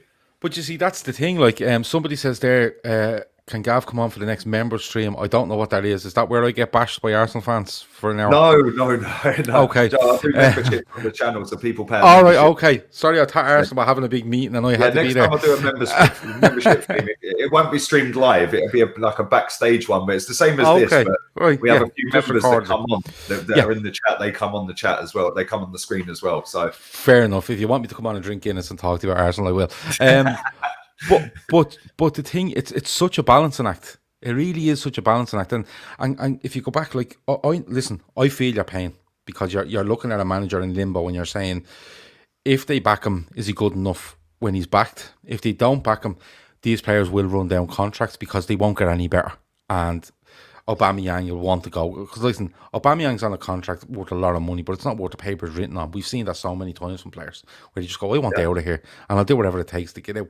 So back him, and do you trust him? Don't back him and players start getting antsy and, we're in the Europa League. I've pissed off doing that. Aubameyang's, what age is he? Aubameyang? 31. 31, so he's going to want Champions League somewhere before he finishes his career, and it's really difficult. And I look when you look back at Liverpool, we sacked Kenny Dalglish after he won the League Cup after coming back, and now Kenny Dalglish is Mr. Liverpool, and sometimes you have to be. I'm not a big fan of romanticism in the game. And what I mean by that is that, Solskjaer going back to United was romantic. It's not romantic. It's a fucking stupid thing to do. Steven Gerrard doing a great job at Rangers at the moment after them being in turmoil over the last couple of years. Should he be next Liverpool manager? Absolutely not. It's too romantic. Kenny Dalglish coming back, done a good job for you know, the time he came in after Hodgson and stepped into the gap that was there, was given a lot of money, including signing Henderson, Stuart Downing, Charlie Adam. The names go on. He does win a League Cup, but the owners just go, he's won a League Cup, but there's a lot of money gone there. League Cup won't cut it, and they got rid of him. You know, and then you look at Rodgers. Rodgers comes in, and listen, one of the best seasons of Liverpool was 2013-14. You were so close. Do you know what? I shouldn't laugh, but when I remember him in that huddle and he said, "We don't let this fucking slip," and all that, and then how ironic that it was him that slipped. I mean, you couldn't fucking write that script. Yeah, but like that's it. But the thing about that season was, like, people go on like, "Oh, Rodgers was so good at Liverpool." Rodgers wasn't so good at Liverpool. Like, your attack was so good. but it wasn't even that. Like 12-13, he takes over in 12-13, right? I think Liverpool finish about 8th, but they sign Coutinho and Sturridge in the January, and it changes Liverpool. Liverpool go into a different gear, and they're really good. 13-14, they start off okay. They've 3 wins on the bounce, 1-0. Stoke, Villa, United, I think, are the first 3. The cars, they're waiting on Suarez to come back because he tried to eat somebody the previous season. So, but he comes back, and I think in 31 goals in 35 league games, something along them lines, or 33 league games. Didn't he win the Golden Boot? Yeah, he was phenomenal. He was absolutely phenomenal. But if you go back and look at that season, like, there's fans calling for Raheem Sterling not to play for Liverpool again when they get beaten 2-0 away at Hull. You know, the turn in that season is the Arsenal game when Liverpool just open up and go, here, enough, and they just go on a mad run. You know what I mean? And when you actually break it down about Brendan Rodgers has, I would argue, 9 good months at Liverpool. 9. Because 14-15 is a disaster. An unmitigated disaster. And it's Roy Hodgson's fault because he takes Sturridge on international duty and does him in, and Sturridge is never the same again. And then he starts 15-16 and he's sacked after the draw against Everton. But people just have this in their head that this was an amazing time at Liverpool. It wasn't. It was an amazing 6 months at Liverpool. The rest of it was just improving and then bang average and then horrendous. You know that way. Yeah. And that's where I see the similarity with Liverpool and Arsenal, because I've seen the Rodgers stuff, transferred into Arsenal. Maybe Unai Emery is the second coming, because we have to get away from Wenger. And then it's like, then I see the strains of Rodgers in Arteta, because Arteta's coming in and he's a young, vibrant manager who's worked at all these clubs. Because Rodgers at the time had worked at Chelsea, Watford, Reading, and he's built up this kind of thing where he worked under Mourinho, I think, at some stage. And that's where I see the similarities here, and it's very make or break, and it can go one way or the other, and it went badly wrong for Brendan Rodgers, and Arteta, for me, is caught now between a squad that doesn't know where they're going, a transfer policy that doesn't really know what it's doing, and an ownership, if you're right, that is looking to tread water and sell when the time becomes available, and that is not a good mix. No, you're right. There's too many. You said something. I think it was you that said something to me the other day. It might have been Grizz, actually. I think it was Grizz, actually. That said, we need everyone on the same page all the way down the chain, and they're not. And do you know the biggest difference between Arsenal and Liverpool for me is the mentality of the fans. I remember when you played Sunderland, you were 2-0 up against Sunderland, and there was the 77-minute walkout. Yes. And you ended up drawing 2-2, didn't you? Yep. Yeah. Every single fan pretty much walked out that ground. Yeah. They reckon about 13,000 to 14,000 fans left the ground. There you go. When Arsenal try and set protests up, it's, oh no, you're a disgrace because we wanted Wenger out. So you'd set up an Arsene Wenger protest to get him out, or a board protest. Nobody cares, mate. They're all too busy Nilates saying, "Oh, Tarquin, can you sit down?" Because Tarquin's, "Oh, sit down, darling, sit down. I can't see." That's what we've got at Arsenal. With Liverpool, I find that you're a little bit more invested. Arsenal's seen as a day out. It's a nice day out. Let's go and watch Arsenal today.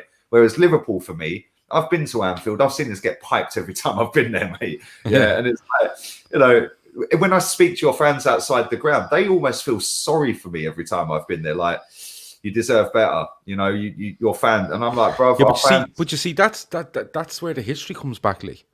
Because Arsenal are a fucking top club. Like Arsenal win the title at Anfield in '89, right? Not long after Hillsborough. And they're clapped off the pitch at Anfield. right? Because Liverpool fans, as much as people go on about them being unbearable or whatever it might be, right? Liverpool fans are an extremely knowledgeable and respectful set of football fans. You know, Arsenal are clapped off the pitch at Anfield. Liverpool fans stay and clap them off the pitch at Anfield. After a horrendous couple of months for the club, they lose the league in the last minute, Michael Thomas, but they win the FA Cup in an all-Merseyside derby 89 cup final. But you see, that's where, listen, you know the way Liverpool fans are told about Shankly and Paisley and Fagan and Dalglish and whatever age it might be a bit, whatever age it might be, you'd be told about certain managers. Liverpool are also taught about other clubs. You know, I was always told about the Leeds teams. You know, I've grown up watching Manchester United dominate. You know, when the Premier League starts, I'm about 10 years of age. But I'm told about Arsenal, the Arsenal teams. You know, Liam Brady, of course, is an Irishman. Proper you know, player. David O'Leary, two of the proper biggest. You know, you're talking about Liam Brady, probably the best player that's probably ever played for Arsenal. You know, I don't know, Bergkamp. Well, Henry and Bergkamp, fair enough, but in the modern day, but Brady Brady would be right up there. Brady was brilliant. Yeah, Absolutely brilliant, man. like we were brought up on VHS tapes of all the best goals, and you'd see loads from Brady. You know, you'd see Charlie George. You know, name them. Charlie Nicholas scoring goals for Arsenal. I can remember really young Kevin Campbell. I can remember loads and loads. Ian Wright when he signs for Arsenal. I remember. We weren't so young when we signed him. What? He weren't so young, righty, when we signed him, and he's still went on to be top goal scorer. But that's what I'm saying. He signs in 93, I think. Maybe a bit earlier than that, actually.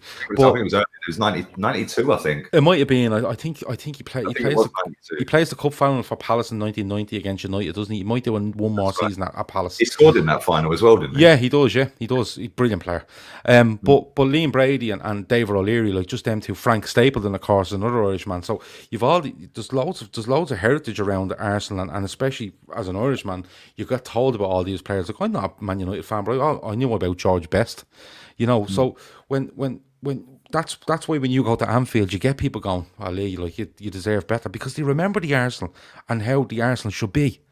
You know, and that's why, you know, there's always they're talking about the clock end and stuff like that, because that's your heritage. The same way if Liverpool built a stadium in Stanley Park, they'd want the Kop somewhere, wouldn't they? They'd want the Shankly Gates, you know, they'd want the Hillsborough Memorial. You want to keep your heritage and you want to push on with it. That's the problem, and we don't. You know, our fans this is the thing about Arsenal, let alone other teams. But this is the thing, Lee. So you're talking about, like somebody asked there, Carl Rossi, I think was his name. He said, "How much do Liverpool play Klopp a year?" I have not got a notion how much Liverpool pay Klopp a year, because it's none of my business. And it only becomes my business when people want to give out about Klopp because Liverpool aren't playing well. That's how these things come out. Oh, he's on 300 grand a week and look at the results. That's how these things work. Liverpool, where the owners in particular were, you know, given short shrift by Liverpool fans for a certain amount of time, because why aren't you here? Why aren't you watching games? When things weren't going great, from 2010 till Klopp arrives, I suppose. But now they don't care. You know, it's only all this fake outrage over who earns what and what this person is doing is only there because you're not doing well. Yeah. And you know, if Arsenal were doing well, nobody would care about Stan Kroenke or whoever it might be.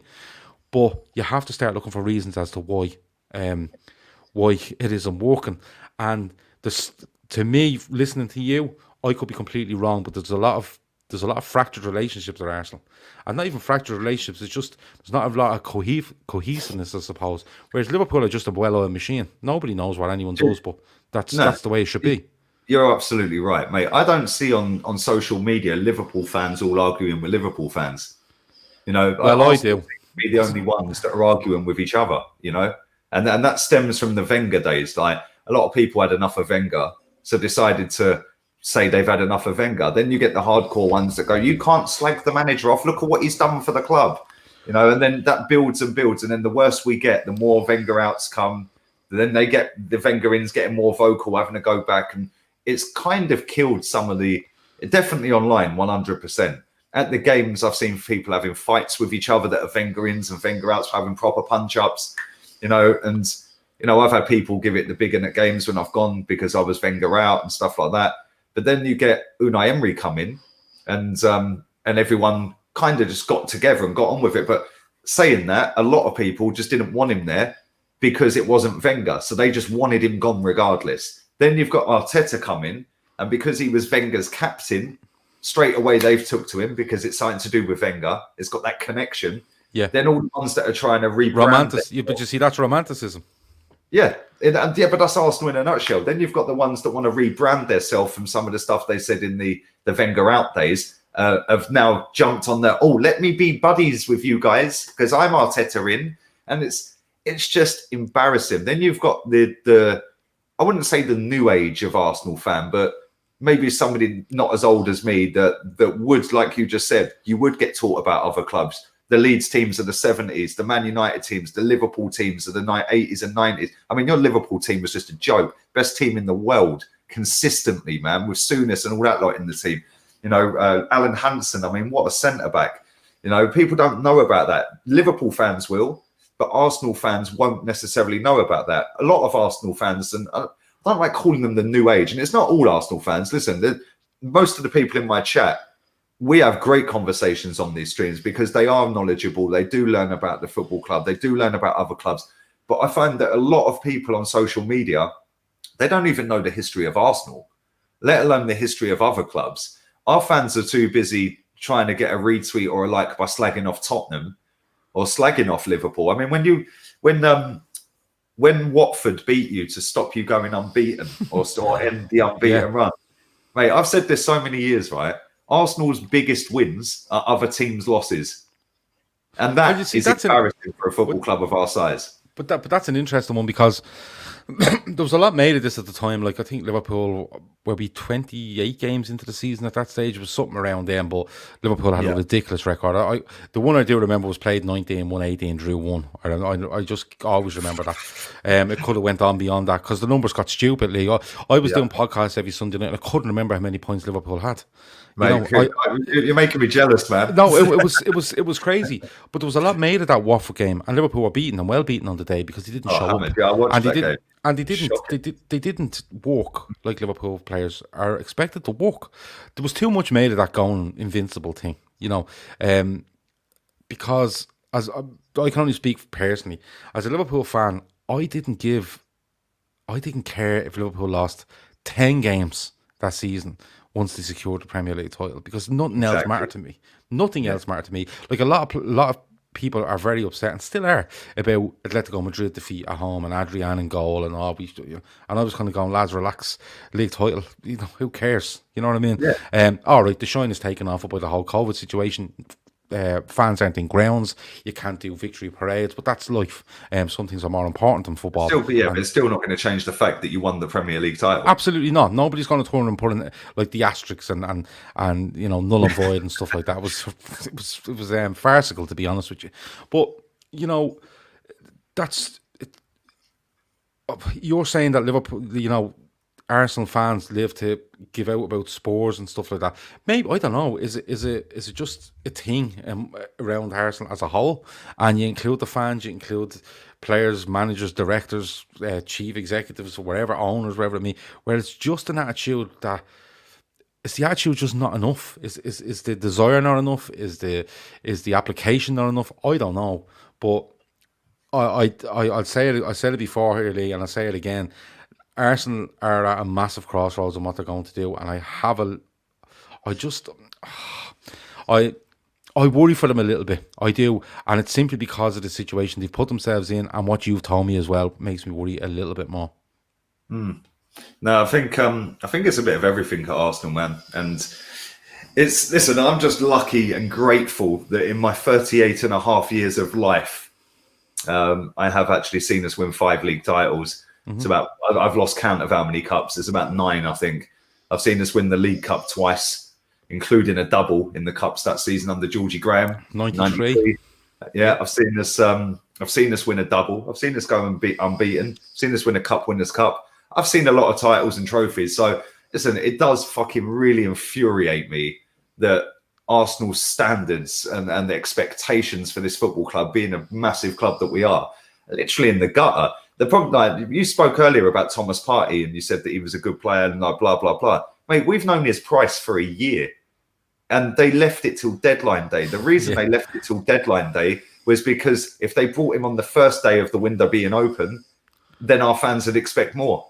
They deliberately waited till the last day so nobody could. So then they're buzzing. Oh, we got Thomas Partey, you know, and that has lowered. That's what I mean by lowering it. We should have gone out there and brought the lad from Lyon, Aouar, and we should have got Thomas Partey. We should have got both of them plus more. I still think we needed more to go and have a run at a title. Why can't we go for a title? No, why can't we go out there as Arsenal Football Club, who gets in £500 million every year in revenue?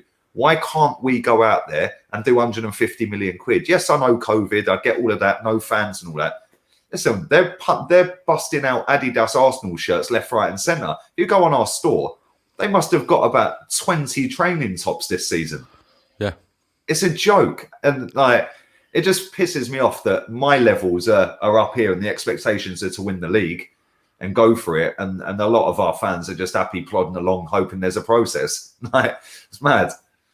Well, before we get excommunicated by Arsenal Football Club for our carry on tonight, what do you want this is like kind of mild. I can't lie. This is more about that. I'll ask you a question because look, I'm on easy street as a Liverpool fan at the moment, so there's no bother there, and it hasn't always been like that, as people know. But what do you want to see Arsenal do? Like, genuinely, between now and next, June the 1st, what would you like Arsenal to do? Sack Arteta immediately. Okay. Go and get in a manager. People are saying who. Southampton's manager's looking kind of decent. Hasenhüttl. Ralph Hasenhüttl. He plays attractive football. I think he'd get a better tune out of Aubameyang. Mm-hmm. He'd get a better tune out of Kieran Tierney, that's for sure. Mm-hmm. I think even with a midfield that's pretty damn poor and the weakest part of our team, I still think he could get a better tune out of some of them. He'd play a consistent 11 rather than chopping and changing every week. So that's the one thing or two things I would do. I'd sack Arteta, maybe go and get him. Allegri's sitting at home. He ain't going to come to Arsenal. Let's be real. Yeah, there's no way he's coming to this circus. So somebody like Hasenhüttl, who's at a club that, with all due respect to them, they're brilliant at the moment. They've been really good in the last 12 months since they got battered 9-0, which again, if he was at a big club and that happened, he's sacked. Mm-hmm. He was lucky that he was at a Southampton. Well, the rumor around that one is that the players weren't pulling their weight, and a couple of the board directors turned up at Southampton the next morning at training and said, book up your ideas because he's going nowhere. If you want to get relegated, go ahead because he's going nowhere. That's the rumour that went around it. Yeah, and you have to remember, they get beaten 9-0 by Leicester and take more points than Leicester City from then till the end of the season. It's crazy. And they beat Leicester in that run as well. Yep, they do. Yeah, they go away and win at Leicester, yeah. A lot of our fans say Pochettino. I would take Pochettino. The one thing that worries me about that guy is the fact that he was at Tottenham. He had a good style of play. He had a good team at Tottenham, but he always bottled a semi-final. Yeah, for me, I know Hasenhüttl was playing. Listen, that's a different kettle of fish. He's at a smaller club than Tottenham. Yeah, so Pochettino, I would take him, but I think he's just not got that extra kick. Yeah, and he's never won anything as a player either, Pochettino. So, are you talking about Hasenhüttl because I get the feeling you're mentioning Hasenhüttl and you're lowering expectations on your managers because of the owners? No. The reason I don't think Allegri had come is we interviewed him, and apparently we couldn't get over the language barrier, and we've been down. But Hasenhüttl isn't the first name that will pop into my mind as an Arsenal manager. If I was to go and get a manager right now, it'd be Simeone. And people are saying, yeah, but you want attacking football. Arsenal fans' heads would fall off. Yeah, they would. Arsenal fans have got this preconceived. I'm not against it. Simeone would be the one. If I had the money and I could do it myself and go and get the guy, it's Simeone, because Simeone plays a proper defensive structure, but he is also very attacking. People just sit there and go, oh, he parks the bus. Well, at least he parks the bus and wins. Like, our managers parking the bus and not even having shots. Yeah. So the Pochettino one is interesting. Like, I really like Pochettino. I really do. I think he's in with a big shout. Depending on his next move, I think he's in with a big shout of being in for the Liverpool job in 4 years' time if Klopp leaves. But if he goes to Manchester United, that'll never happen. Don't go near Tuchel at Paris Saint-Germain. I just can't stand the man. Everything about him. I don't even think I've heard him say a word live. But just looking at him, I just cannot stand the man.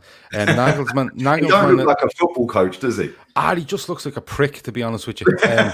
And sorry for the language, but oh, don't worry, mate. Don't worry. They've heard me say the C word every other week, mate. Okay, well then we're good. But there's no old spard on here, mate. You can say okay, so that's okay. Same with us. But you know, Nagelsmann is, I suppose, is a big one. Again, Lee, it's a balance, isn't it? It's a balance of. I don't think Hasselhout suits. I think he'd be delighted with himself arriving. You know, kind of, the bright lights of London. The bright lights of Arsenal. It might not overwhelm him a little bit, but he might settle for a structure and a way forward that he just goes, have a look, I'm at Arsenal, you know, make the best. A bit like Ollie at Man U then. Yeah, I think you need someone to come in and take that club by the scruff of the neck. Now, having said that, I have to caveat that with something. I didn't want Arsene Wenger gone out of. No, listen, I didn't want Arsene Wenger gone out of Arsenal. It was none of my business. But the reason I say it is because I felt he was ruining his own reputation the longer it went on because of the situation he was in and the cards he was dealt. Okay, but I really do. I think Ancelotti would have been perfection because he holds a certain aura about him. He wouldn't have taken no shit off no board member or any of the cronkies, the son, the daughter, the brother, the sister. It doesn't matter who it was. He would have said, "No, I do this, and that's the way I do it." And that's the way he is at Everton. He's running that ship, you know.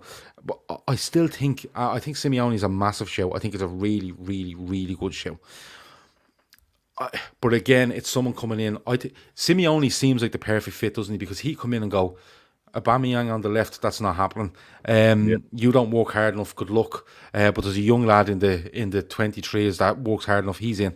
You know, he has a good mix of signing players for money, bringing players through, and he's a good and rejuvenating players. I suppose he's a good thing with that. I think Simeone is probably the ultimate for Arsenal. But again, you have to marry that with the expectations and the ambition of the board as it stands, because the worrying thing in the back of my head, the board is in the gutter. Well, that's it. The worrying thing in the back of my head for the last hour or so was that you said they just look primed to be somebody that'll just keep it as is, and when things get better in the world, they'll sell it and move on and take that money and go off to America and give it to a lot of American footballers or wherever he is. Yeah, no, that's right. And I don't think Simeone would leave the bright lights of Madrid for the bright lights of London, if I'm honest. And why would he? Let's be real. They've got a proper football team. He's got proper players. You know, if his wife likes shopping, she could. Alexis Sanchez's wife likes shopping, didn't she? Apparently, or his better half. And turned down Liverpool because there was more shops in London. So you never know. But I think Simeone is a brilliant show. And bring his whole team with him. His whole team from Atletico Madrid. None of this, you know, ask somebody of Arsenal's past to come in and be an assistant to him, or, you know, Freddie fucking Lundberg, come on. But I really do think that's a good show. I've asked you a question, what would you like to do? And I think if the words Diego Simeone is the perfect response. I'd love him. The first thing he'd do is rip that stupid little Ponzi cross earring out of Hector Bellerin's ear. Yeah, drop kick Granit Xhaka out the fucking club. Yeah, okay. You're revealing your dreams now, I think. Could you imagine it though? Like, we just come off the pitch, we lose 3-0 or something, and Hector Bellerin's dropped a stinker. Yeah, can you imagine Jack Grealish bodying like Bellerin under Simeone? Fucking hell, he wouldn't be playing ever again, mate. Yeah, kick the shit out. But I'd love him, man. But then again, you look at it and you go, Simeone will come in and just take no nonsense. How many of these players that stand up and go, oh, well, I go along with him? And what I mean by that is, there might be a lot that are shit scared of him, and it could affect them in a negative way. But how many of them do you feel that would stand up and go, this is what we fucking needed, right? We're all going to war. Because I'm not too sure. I'm not too sure there's many Arsenal players that just have it left in them. You know, does a Bellerin have it left in him? Yeah, not too sure. Bellerin never had it in the first place. You know, so it's one of those. But I think the only ones who would, the Thomas Partey, he worked under him anyway, so we definitely know that he can do it. Tierney all day long. Yeah, brilliant player. Them two. Gabriel, perhaps. Gabriel's got that little warrior attitude in him. Like, so dust free. Other than that, we're struggling. Maybe. I I think maybe Aubameyang. But listen, if Aubameyang's buying into doing 60-yard runs back tracking fucking fullbacks, he'll buy into Simeone going, listen, go and score loads of goals. He will. Yeah. But the thing is, Simeone is the type, like Klopp did. Simeone will come in and go, listen, I'm not listening to none of yous. This is what's going to happen. This is what we need to do, and this is what I'm going to do it. And in 2 years' time, come back and talk to me. And if it's not gone the way it is, I'll hold my hands up. But I'm not listening to you for 2 years. That's the sort of thing Diego Simeone will do. Instead of Unai Emery coming in and trying to plumage people, and Mikel Arteta arriving in as if he's the fucking second coming of God because somebody tweeted the hashtag fucking second coming of God when they announced him as an Arsenal manager. So Simeone has everything in his arsenal. Sorry for the pun, but he has everything in his arsenal to come in there, absolutely tell the board what's going to happen, absolutely tell the players what's going to happen, tell the media what's going to happen, and most of all tell the fans to chill the fuck out. It'll take me 2 years, but I promise you that's where we get. And he has the absolute quality, he has the track record to take that and gain the respect of Arsenal fans, where they go, yeah, just listen, back the fuck off, leave him do his job. Everything you said is everything I was saying all the time when Emery went. This is the problem, though. When I was sitting there suggesting back in November and December last year that we should get Simeone, a lot of people were suggesting he's washed up, he's finished. And this is Arsenal fans' mentality, mate. You don't realise how broken this fan base is and how deluded they are to think that Mikel Arteta is better than Simeone. People actually believe that. Like, they're actively putting that out there. Well, if you think that, you're mad, first of all. But having said that, I wouldn't like to see Simeone at Liverpool. For the simple reason is Liverpool aren't what Simeone needs. It's about what you need at the time. Arsenal needs somebody to come in and take the club by the scruff of the neck. That's what they need. Liverpool need to come in. Liverpool in 4 years, all things being gone well, I suppose, need someone to come in and just massage the project, massage what's going on, and just put a little bit of ice and shape the icing on the edge of the cake and see how we get on, and eventually start to remold that cake and make it look brilliant for when it's to appear next. Whereas and that's the stage you're at. If Arsenal or Wenger had left in 2010, Arsenal could have been in a situation like that. Manchester United absolutely were in that situation and then picked David Moyes, which was off the wall. I think Ferguson done it on purpose because he didn't want anyone doing well after him. But it all depends on your situation and who you want and what you want them to do. Not only footballing wise, but to be the biggest character at the club, to give off a persona, to give off an attitude of what you are. And a club like Arsenal should have an attitude. They should have an attitude. They should have a swagger about them. They should have a defiance about them. We're the Arsenal, do you know what I mean? We're fucking but that's what it is. That's what it is. Like, I'm not being funny. I'm not saying this because it's an Arsenal podcast or channel. But Chelsea shouldn't be walking around with a swagger like Arsenal should. Not a fucking chance. Either should Manchester City. The big clubs the big clubs in England are Liverpool, Manchester United, and Arsenal, in my opinion. Right? 3 biggest clubs in the country. Always were, 100%. Always will be. So Arsenal should be going with a swagger. And if they've lost it, they need someone to come back and go, we're not going to swagger, we're just going to run through brick walls. And that's how we're going to do it. You know what I mean? So if we had 11 players with the mentality of Kieran Tierney in our team, we'd be a lot fucking better, because the way that boy runs around for us is mad. I don't think he played particularly great at the weekend, but I mean, his whole attitude since he's been here. I mean, the geezer, he was asked if he's been into London yet. Yeah, like other than to play football at the ground. Yeah, because no, I ain't interested in going shopping. I'm interested in playing football and being better than I can be. Like, but this is Kieran Tierney. Kieran Tierney was brought up at Celtic. Exactly. You know, probably one of the most working class clubs you'll ever come across. Go to Glasgow and experience a match day at Celtic, or experience the city. I'd love to do an old firm. I'd love it. It's insane. Well, as an Irishman going up there, you can find yourself in the wrong spot without even knowing it, because it's a very strange situation up there where Celtic Park is in predominantly Rangers area and Ibrox is in a predominantly Celtic area. But listen, you keep your head down, you're absolutely fine. It's a lovely city, there's lovely people in it. But Kieran Tierney wasn't brought up on how flash you could be. Kieran Tierney was brought up on how hard you could work. You could work, and how that hard work could make you better. So Kieran Tierney's never going to go onto a football pitch and say, Mo Salah or whoever, Bruno Fernandes or Riyad Mahrez or Raheem Sterling are going to work harder than me. Not a fucking chance in hell. And why is it so similar that you have Tierney and you have Robertson, both two very working class Scottish fullbacks that are just will put everything in for you. And while they're working so hard, their quality just goes up and up and up. Robertson turns up at Liverpool and plays against Crystal Palace in the start of 2017, 18, and brilliant. Not seen again. Not seen again for 3 months. Klopp says, you're not ready. You were good, but you're not ready. And look at him now. He's the best fullback in the world for me. All day long. Yeah, best left back in the world, definitely. But you mentioned Liverpool teams of the 70s and 80s. So many Scottish players in them. Souness, you have Dalglish. You have so many Scottish players. Ray Houghton, who's Irish, but he's actually Scottish. All these sort of players.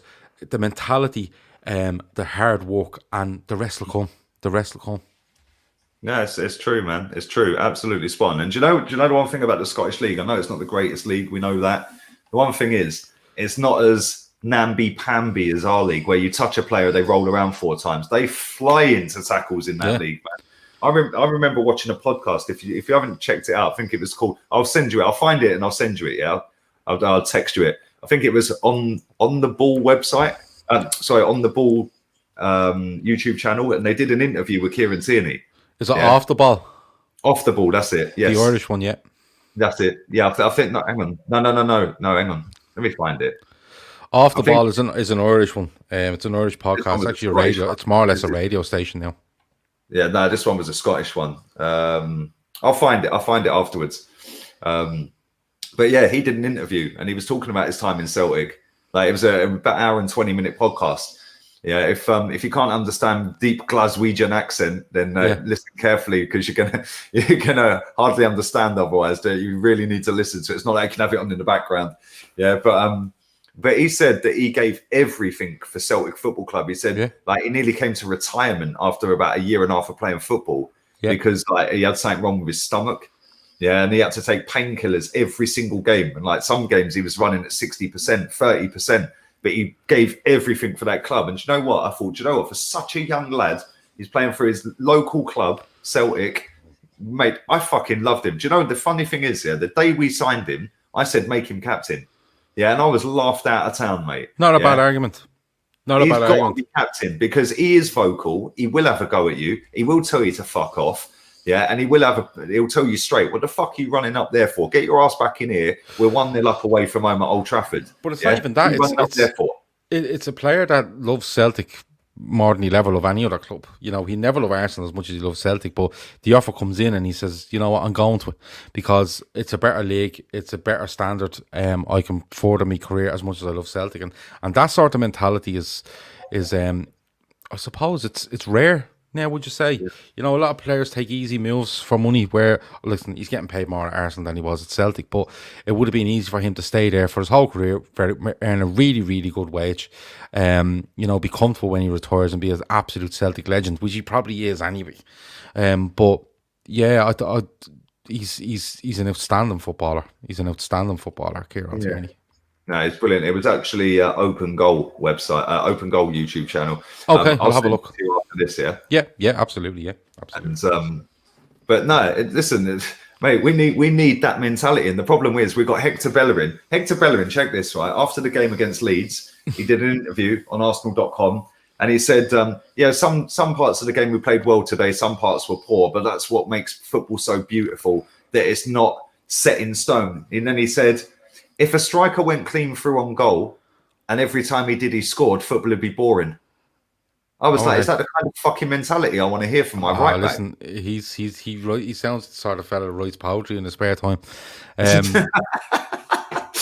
plants trees. At the end of listen, it's very simple, right? At the end of the day, Arsenal travelled to Leeds on whatever night it was, okay? And Leeds coming off the back of a 4-1 defeat, Leicester, and a 4-1 defeat away at Crystal Palace, and Arsenal refused to pass the ball to each other. They decided that Leeds were a much better club than them, a much better team than them, and they were just going to kick balls as far away as they could. Leeds are a monstrous club as well, but they're 16 years not in the Premier League, and I love what Leeds are trying to do. Like, I have Joe on Friday night with me because I love Joe, and he's great, and he's honest, and he'll tell you as it is, and he has a great sense of humour, and we have a great chemistry on a Friday night.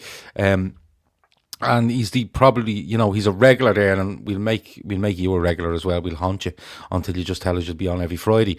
But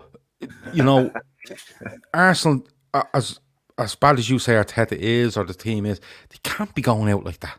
Because when you show fragility like that as a big club, it's much more than a fragility than a smaller club. You know, if you see a small, I put it to you this way: if you come out as a middle-ranking team against Leeds and decide to sit back because Leeds pressure really hard, and we're going to play long because Leeds pressure really hard, Leeds will nearly accept that. If you come as Arsenal or Liverpool or Manchester United or Chelsea, Spurs, whatever at Man City, and you sit back like Arsenal did, and you play the percentage like Arsenal did, Leeds smell blood. Because they played us off the part. They doubled our passes. But this is what I'm saying. Leeds looked at that after 15-20 and went, and I didn't see the game, I'm only going what you said, but I would presume Leeds looked at this after 15-20 and went, hold on, Arsenal turning up and doing this? They're actually afraid of us, lads. That gives Leeds an extra 10%, and that puts another 10% doubt into Arsenal. So it's the approach you're taking to the game rather than the quality that you have versus Leeds, in my opinion. No, absolutely spot on. Listen, I'm going to wrap this up in about 3 or 4 minutes, mate. Yeah, we've fucking done nearly 2 hours. That's an hour and 45 minutes. That's mad. Yeah, absolutely mad. We're still over 600 people watching live consistently all the way through. So listen, number one, smash the likes up, you absolute scumbags. Not even 300 likes. Disgrace.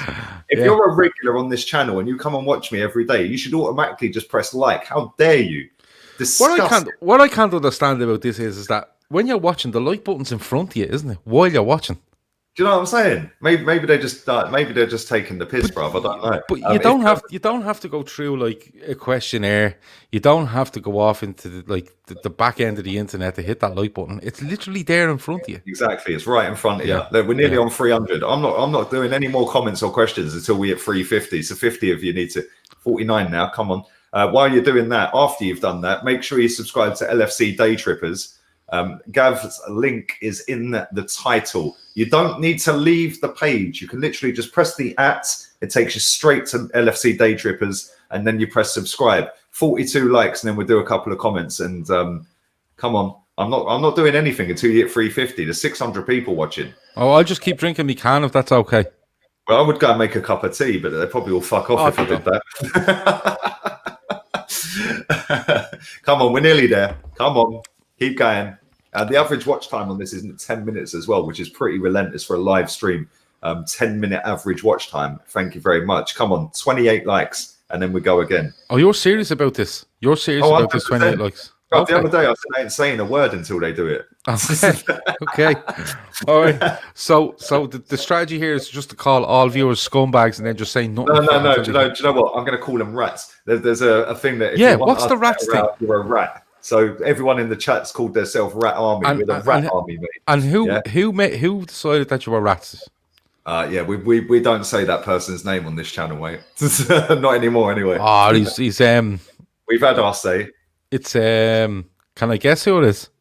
Yeah, you probably know who it is. Yeah, just text me, mate. Okay. You don't want to get sued. I think the person I thought about, I've had a couple of run-ins with myself. If I'm thinking of the right person. Just text me. Come on, we're still not 350. You're not taking the piss. Is his name just 2 letters? Yeah. Did you have a run-in? Okay, we'll talk about that in a bit. Not a run-in. He tried to make a comparison about Liverpool, and I laughed for a long time with him. And I think I left it at that. I think he might have called Anfield a myth, which was funny coming from an Arsenal fan, to be perfectly honest with you. But no, don't talk about him. It's not worth it. Hey, our stadium is just a corporate bowl. It's not a football stadium. It's just a corporate bowl. No atmosphere. You're not allowed. I know you're not allowed to stand up in football grounds anymore. And to be fair to the Arsenal stewards, in the North Bank lower, they don't give a toss. Yeah, we all stand. Yeah, and it's funny because on league games they don't care. But then on League Cup games, it's a different crowd of fans in there because after the regulars don't bother going for League Cup. So you get the posh ones that turn up and they never go, or they can't get tickets because they just can't get them. Simeone won't allow that. He won't allow the Emirates not to have an atmosphere. He just won't. Have you ever been? I think you've been to Atletico. I haven't been to Atletico's new stadium, no. Oh, mate. You need the Metropolitano. Yeah, but if you look at it, it's a bowl. Okay, mate, it's shit. It looks is. beautiful. It's a stunning. We won the European Cup at it. It's a stunning stadium. And I know a couple of lads that were at the European Cup final and said, yeah, it's amazing. But the thing about it is, again, this is about a guy that will come in where, like, I really want Simeone at Arsenal now. That's fucking mad, isn't it? For the Tuesday night. But the thing about him is he will come in and he would just, are we allowed to say words? Are you up to 350? 327. Come on. 22 more now, 328. 22 more. Do I hold this point for 22 more likes? Come on, 21. 21. 21 people just hit the fucking like button. There's nearly 1 o'clock in the morning. Jesus Christ. Fuck them. We're going. We're leaving.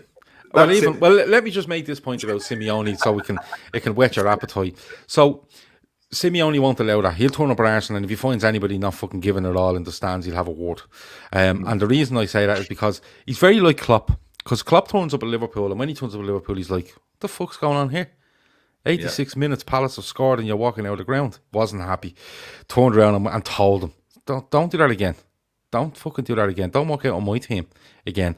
And the thing is, that's why he was turning. Like, people just say he's doing it for the cameras. He wasn't. He was making a fucking point to the main stand at Anfield, right, where he could hear behind him all the bills or the not so much bills, but the kind of size and the the negativity. So when Liverpool scored, he turned and he give it the big one to the main stand. That wasn't for the cameras, not at all. It was to basically tell these people, see, you stayed, and look what happened.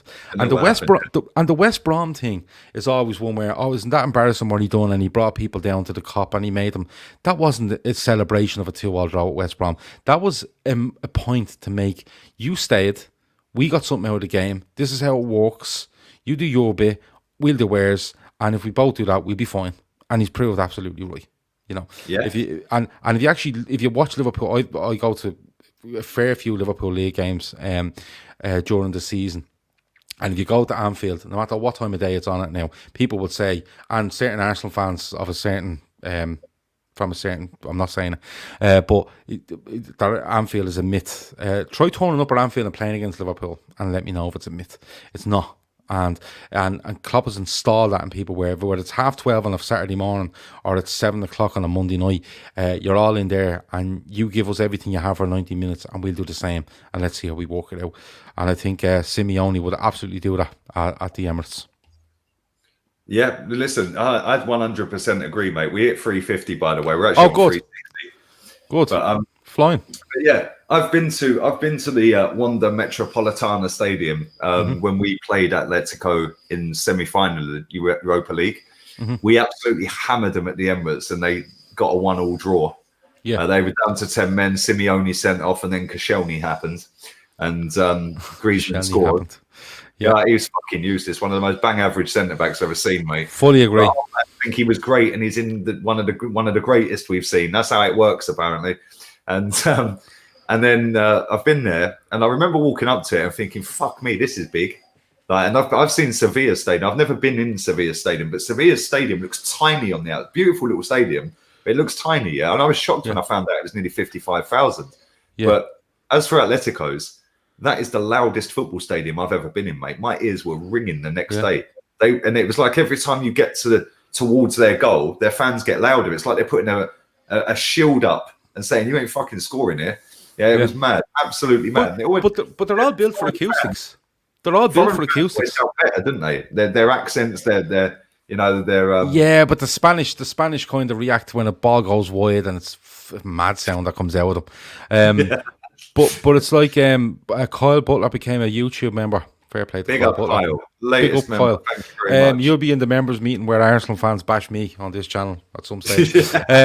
But it's all built for acoustics. I remember Arsenal's Emirates being built for acoustics. That's why that's why the roof looks like this, because the sound travels in those waves, and it's all done like that. So there's no reason why the Emirates can't be absolutely flying. The only thing I would say is Arsenal need to up their songs game. They need to up their chants game. They need to invent a few more. And vary a little bit, and if you vary a little bit, you'll have the crack. You really will. Unfortunately, I can't see it happening. Too many skinny lattes and soy bagels going on at the Emirates, mate, to give a toss, unfortunately. But there we go. Listen, I am going to wrap this up, mate, because it is near. Well, it's gone 1 o'clock my time, and and I do need to ring my missus if she's still awake. Yeah. At some point. But mate, this has been brilliant. Enjoyed it. Nearly 2 hours, man. I can't believe we sat for it. It's gone so quick as well. And yeah, I've enjoyed that, mate. And flew in. All the I've got another member here as well. Thank you very much, Mick Nielsen. There you go. Appreciate that. Thank you to everybody who has watched live as well. It's been mad. There's been so many of you watching live all the way through it as well for this time of night as well. It's pretty mad. But thank you to Kyle and to Mick, and thank you to everyone who's donated as well. Even though I didn't particularly read them all out, I did pin them and I did say thanks to you guys in the comments every time you did it as well. So listen, go and subscribe to LFC Day Trippers right now. The link is in the title. Big up to everyone who did hit the like button. If you haven't, embarrassing. Well, there's a guy here called is it Runer? I'm gonna put it as that. He says, Gav, please go on. He says it here. It's gone. It's a Spurs podcast, I think. Matt Hayes. Matt Hayes. Okay. I don't know him, but I'll look him up and I'll give him a shout, because I'll talk about any football club. It doesn't bother me. I'll talk about anybody at all. So yeah, if you just subscribe to the Day Trippers, this is what I do all the time as well. And this is probably one of my favourite shows I've ever come on, to be honest with you. Thank you. No, I appreciate it, man. Mate, this is probably one of the longest. Well, this is the longest show that I've done other than a watch along. I've enjoyed it, mate. It's been good therapy. And do you know what? I've said this before, because people ask me to get other names on. I'll get this person on, get that person on. I've always had in my head that I want to get people on that are football people, that know football, not just their team. They know football. Yeah, and I feel like every person I've had on so far has been that. You know, Grizz was fantastic the other night. Grizz was great tonight. You know, I've had a couple of Man United fans on along the way as well. The Arsenal fans that I do a podcast with all know the club inside out, but not only the club, they know other clubs inside out. I mean, I know a lot. I said this before. I pissed a lot of people off when I said this. I used to work with a Chelsea fan for 15 years. Yeah, he's home and away everywhere. He's like 50 odd years old. Yeah, I know more about Chelsea than most Arsenal fans know about Arsenal, and I'm an Arsenal fan. Yeah, and that sums it all up for me with us. Yeah, KG is given a mention there. KG is brilliant. Ransom Bance is so much value as well. He's deadly. Yeah, he's good, man. He's good. Joe from All Leeds TV is really good, really honest, really honest. I need to hook up with him. He said he was going to get in touch with me. I'm still waiting. He will. He's a very busy man. I know that. He does a lot. He does as much work as me and you do.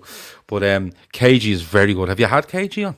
Yeah, he came on Friday. Yeah, he's quality. He is. He's quality. He came. Yeah, was it Friday? No, sorry, he came on Saturday. He came on Saturday night. He's quality. Yeah, he's brilliant, man. Yeah, he really is. He really is. But that's the thing, like everyone I've spoken to and done a podcast with has been absolutely class, mate.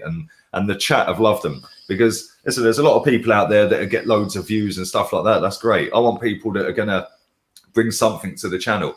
You know, at the end of the day, yes, ultimately you want to see as many people watch it as possible, but they're only gonna watch it and come back and subscribe and watch it more and more and more if it's good. So yeah. No, I appreciate it, man. And big up my wifey in the chat as well. There she is, Steph, wifey.